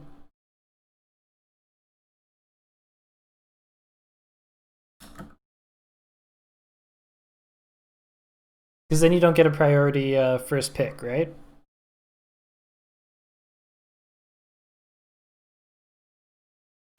Okay, so bans this game. Nidalee off the table. Ashe is off the table, is one of G2's responses here. So G2 feels that this game Ashe might have maybe be like first pick prio worthy, if Jhin is down. Sure. And the TF is still up, and this time Syndra's down. So based on how the series is going, we have to imagine that that we're gonna actually see TF this time, because the Syndra's banned, and this seems to be what was scaring the teams from going TF last game. So it's first picked, and now probably one of the junglers will get picked as the Graves, and the Sylas is just immediately being shown. We're, I guess, in case of any random flex picks, and we don't want to show any more of our hand. Kindred, the natural counter, and Caitlyn. Okay, I'm already terrified of Damwon's comp. So unlike when G2 has been picking, I think this is okay. This is already terrifying.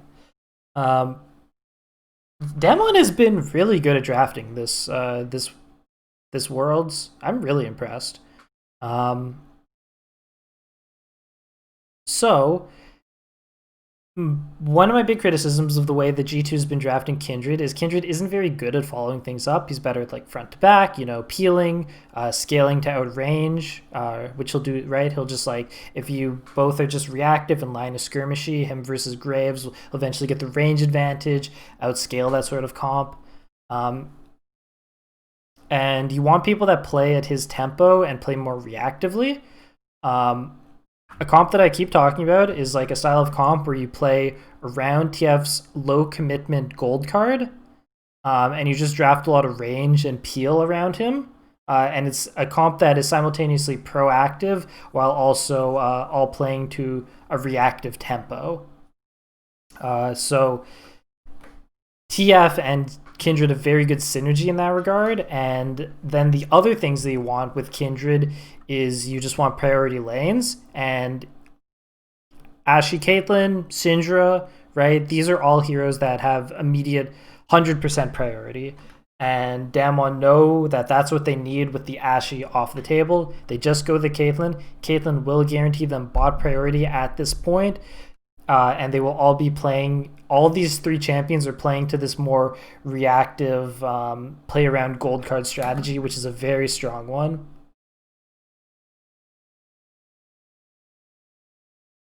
So Sylas is already not looking particularly strong here. And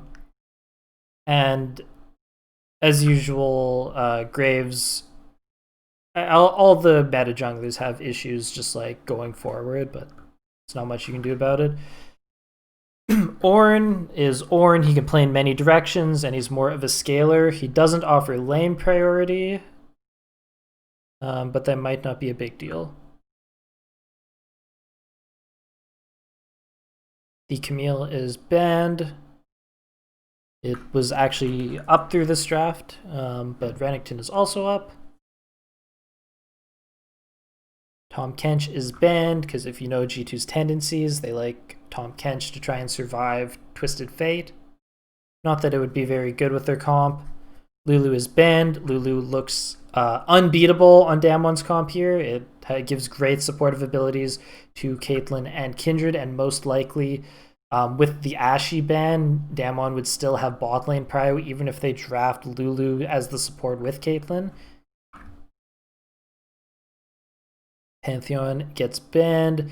If you're going to be stuck in lane versus Caitlyn, your support may as well roam, but she's off the table.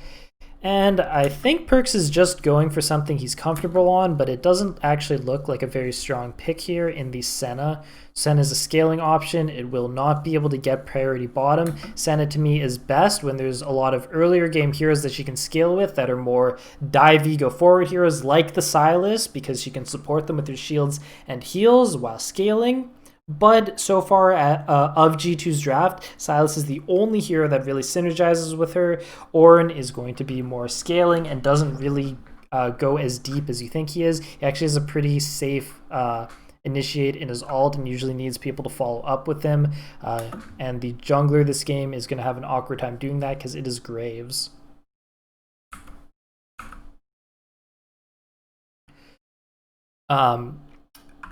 Set support is actually good here. It matches the tempo. Oh, this is a top. That's fine too. Set is good here. It matches the tempo at which the team wants to play. They're going to be playing around the TF gold cards, and they're going to want additional peel for their carries now because there's plenty of damage output. So the rest of the draft is going to be committed to just peeling. Set is really good at that. I prefer him doing that much more than I prefer him looking for initiates. He's going to have a really strong peel and counter initiate now that the Ornn has been drafted. And then there's one more pick to go through. Braum, not my all-time favorite hero. It looks fine here because it synergizes fine with Caitlyn, offers peel, and it blocks it blocks Ornn ult. Yeah, I mean, Braum's not my favorite hero, but if you're going to draft Braum, I would prefer if you drafted into like Ornn or Misfortune, something where his shield is really standing out. I think a lot of the way people think about Braum is like, oh, I'm blocking. He's really good here because he's blocking Graves autos. I've heard people say that. Well, like, actually, literally everyone can block Graves autos. I talk about this too much, but it's not that good to draft Braum to just block auto attacks. It's an unrealistic way for fights to play out. You usually need spells that you're trying to deny. Nautilus looks not that good here. Senna needs stuff to dive in. Nautilus's hook is a half commitment. Nautilus is usually best when he's offering a lot of peel. He's got omnipresence in what sort of role he plays in a team, but you usually want him for peel. The last thing G2 needs is peel. They need ways to find initiate, either outscaling range or initiate is what they're going to need into Damwon. Damwon has a very well-rounded, strong comp. There aren't really things that Senna is supporting with her abilities. It's just Silas.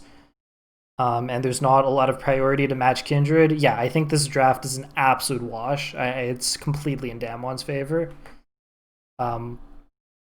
Once again, it's like kind of on Caps to make plays as Silas, but this comp is super mismatched, really awkward to play.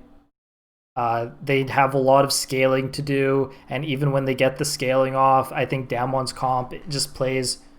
Damwon's comp is so good together as a whole. Like, despite what they do and don't counter, they all have a lot of synergy together, and their scaling is also going to be really excellent. I think it's a wash. I think Damwon's comp is way too good this game.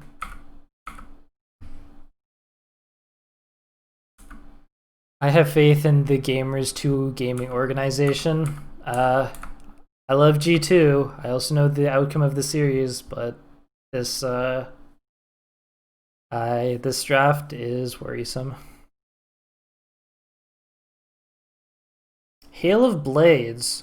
So we've seen Hail of Blades Tom Kench. Have not seen Hail of Blades Braum. I don't think I need to talk about that. You can figure out on your own why that might be good. So Braum actually does help. Usually Braum's pretty dead weight in lane, but he actually helps out Caitlyn a decent amount. Caitlyn like doesn't want stuff running in anyways, you know, so Braum just like poking and landing his stacks works nicely at Caitlyn's tempo.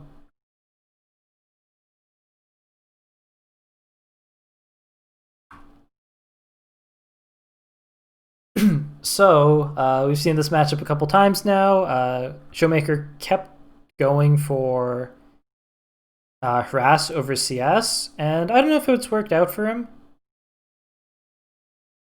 This trade was neither. That was just a good trade. But it seems like the early parts of Cap's laning have been fine.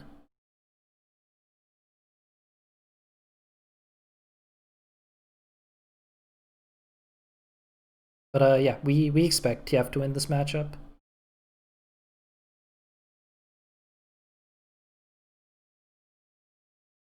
When Caps was the size last time, he did a really good job of being at the same CS, right? They're both at like 21, 22 at the same point, which is tough to accomplish. Whereas when Showmaker was the Silas, he kind of just fought Caps, so he dropped some CS.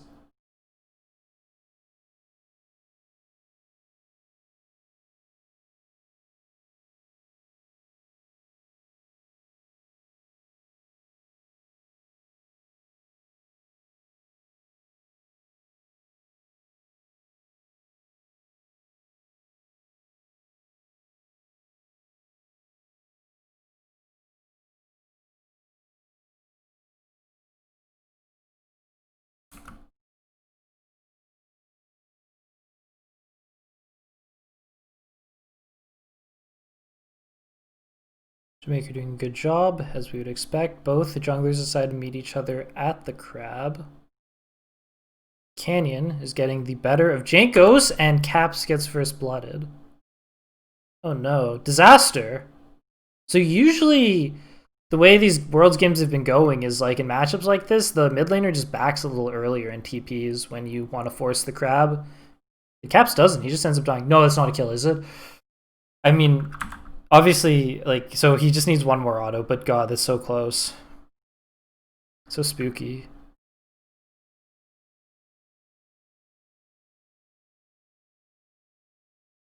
Alright, well that's an awful start.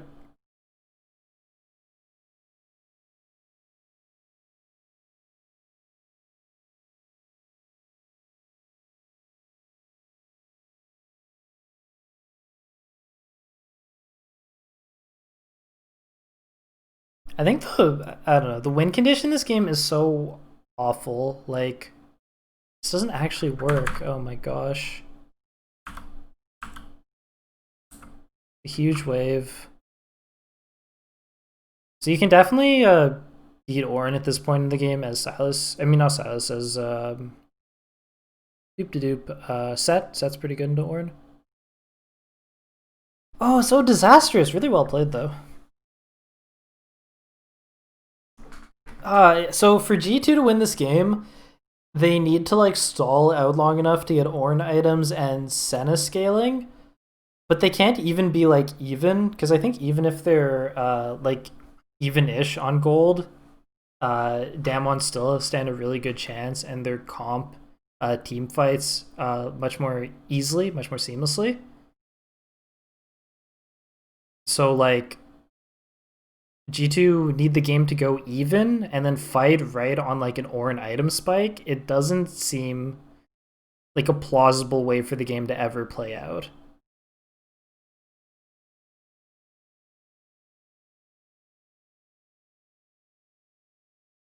Am I just a bad analyst? What does it mean if I say the team that wins has the better draft? Because I don't know. Maybe it's more like if you're the better team, then it's easier to draft like good comps because there's a lot of strategies you can win with.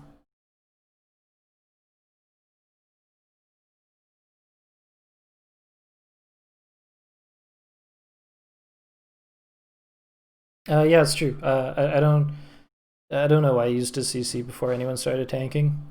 He's right. Tilt.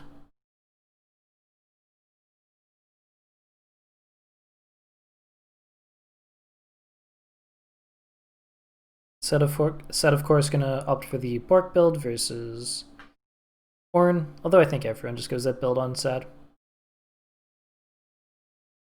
Ghost playing with fire. So Barrel and Canyon already hard in here. Canyon already has more marks than Jankos did at like 15 minutes last game. Because Caitlyn always is prio, right? You can't, if Ashley's banned, you can't match her. Your best bet is to draft a support that can help out, and Pantheon got banned by Damwon. They knew exactly what they were doing.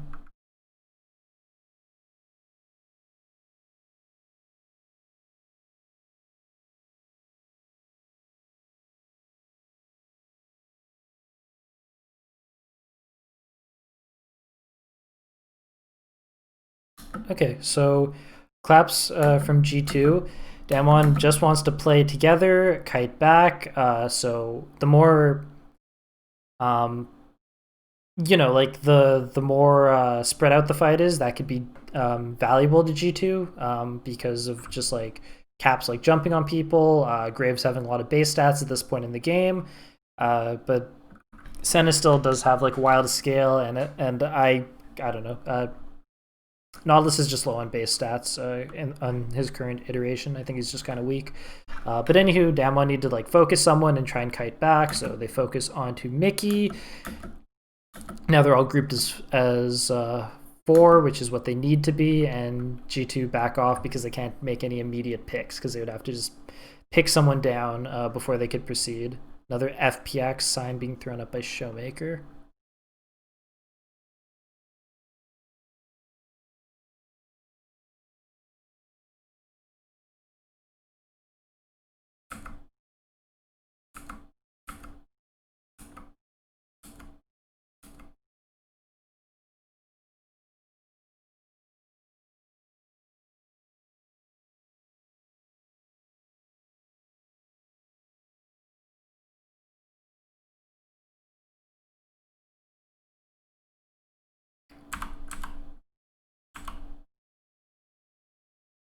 Alright. So Under goes for the ult on Naguri, only hits the second part. Naguri ults back in, still has W up. Rom, who is at blue, rotates over. Andred is on his way as well. It is all really just a disaster. Hill Blades, baby. Yeah, Brom OP.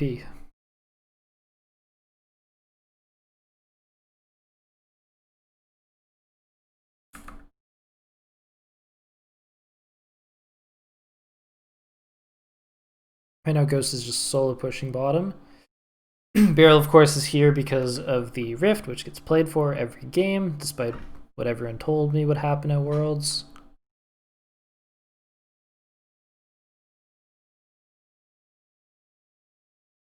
Ooh. Fancy feed out of Canyon, has to flash. Not quite able to get the Rift Herald. We do have to still respect Graves' strength at this point in the game. And shouldn't be a big deal. Kindred just needs to keep working towards her marks, which she's doing a really good job of. And the truth here is that, you know, Ghost is just bottom the whole time, right? So he's gonna get a lot of gold, and Caitlyn needs to kind of be ahead of the time on her gold. She just has to be very strong to be a worthwhile to pick hero. Otherwise, her mid game feels really bad.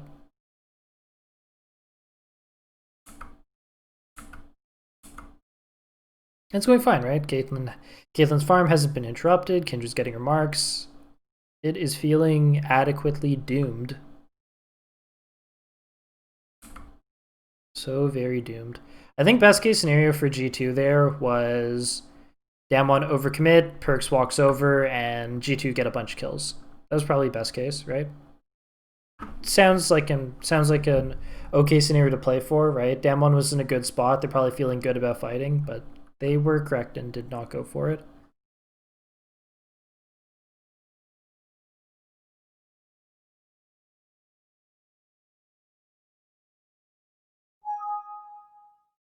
Nobody heard that.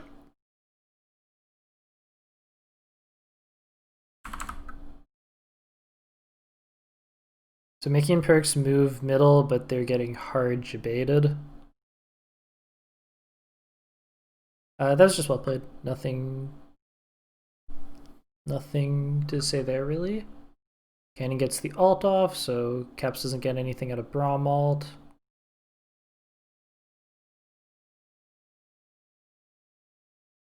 You know, there also aren't very many good Silas ults this game.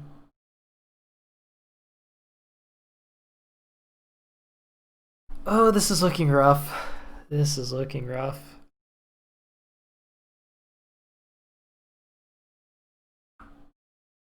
G2 just need to like find a random spike to stabilize the game. I don't know when this this draft. I don't know when this was supposed to work.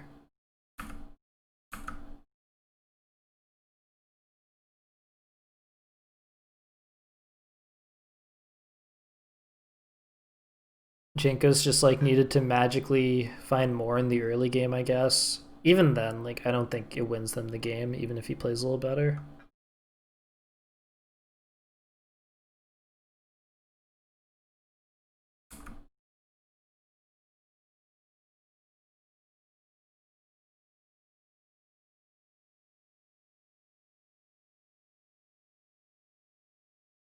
I think he's coming over. Should be a kill. Oh, oh no! Nothing's working. Oh no! Oh no!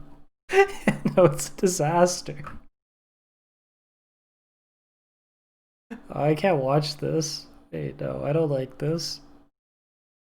Now I'm feeling the sad.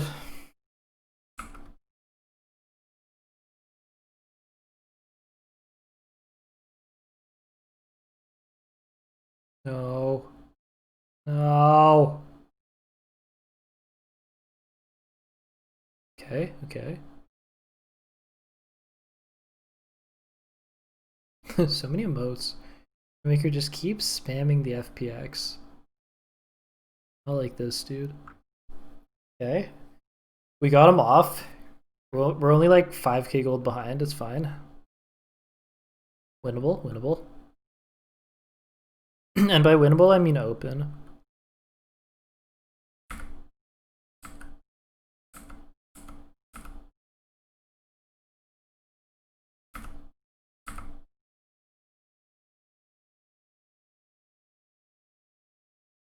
When did that even happen?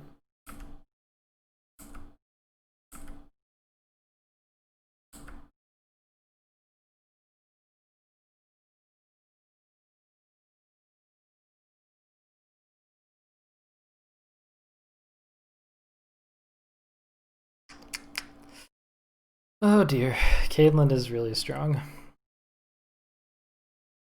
Oh dear.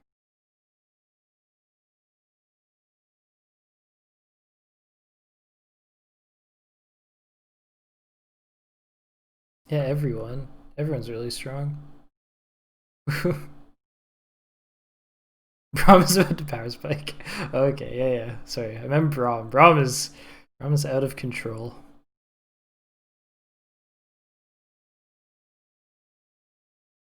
That's Kindred's 4 marks already. That is when Kindred becomes a hero. So if you thought Canyon was already doing well, he wasn't actually a hero. Now he's a hero. So that's like the main window for Graves to try and push an advantage over Kindred.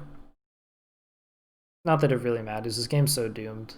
Conventional metrics of comps and champions doesn't actually matter. You two just have to look for like insane picks that don't make sense. The original plan of playing to the Ornn items is a lost cause.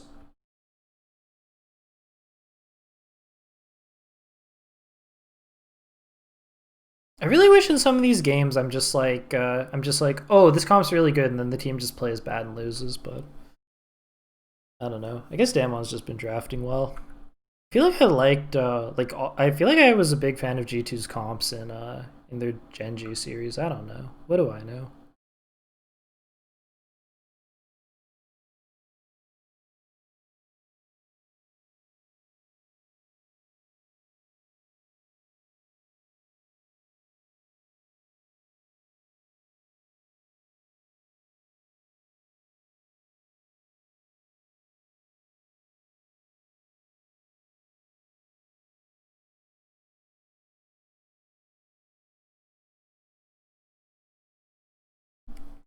Okay, we got Barrel.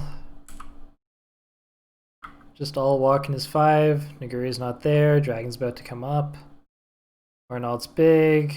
Senalt's big. Naguri TPs. Caps dies, unfortunately. Naguri looks for the engage. Barrel definitely kills himself there if he's the set, but Naguri reins it back for whatever reason. I don't know why I said for whatever reason. He reined it back because it was correct.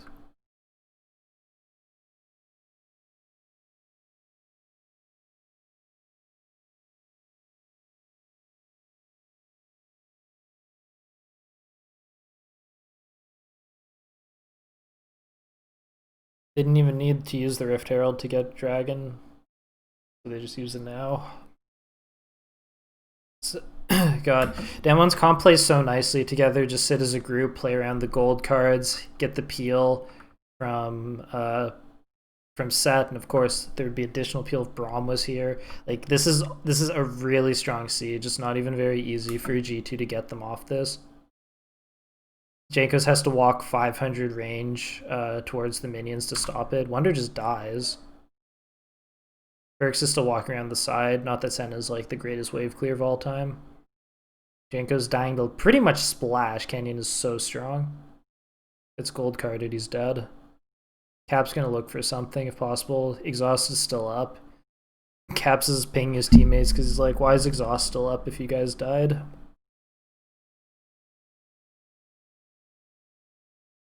Wait, they're still going. Oh no. Oh no, the Rift Herald. It's saved by Kindred ult. Oh no, Naguri's just going in. Is that it? Oh my god. No, not like this. Yo, save and wonder. Yo, this is a big comeback, right? Wait, hold on. Wait, G2's coming back. Give him a moment. Caps is looking for it. Caps only needs this much health to win.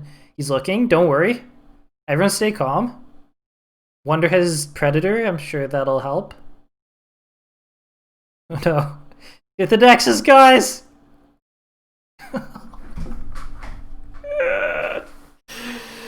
Oh, fuck. I kind of like G2. I like those guys. Okay. I'm sitting up. I know, I'm making a video. Alright, that was G2 versus Damwon.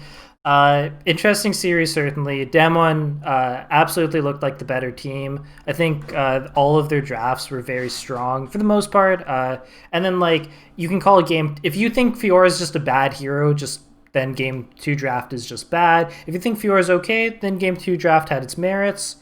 But it definitely seems like Damwon was the stronger team in general, right? And I think that the players' individual strengths, all across the board, all 5 of them, excellent players. I think their individual strengths opened up the draft a lot and gave a lot of possibilities. Do feel bad for Game 2 draft was for world skins. That would be lame. But yeah, I like G2 and I feel bad for them. If you enjoyed my draft analysis, you can always catch my stream live on twitch.tv/CruzaTV. I tweet about League of Legends sometimes, so if you want to catch me on Twitter at CruzaTV, feel free to tweet at me or check out my tweets. And if you like this video, yeah, please like and subscribe. That would help me out a lot. But I hope you enjoyed. That is the end. Goodbye.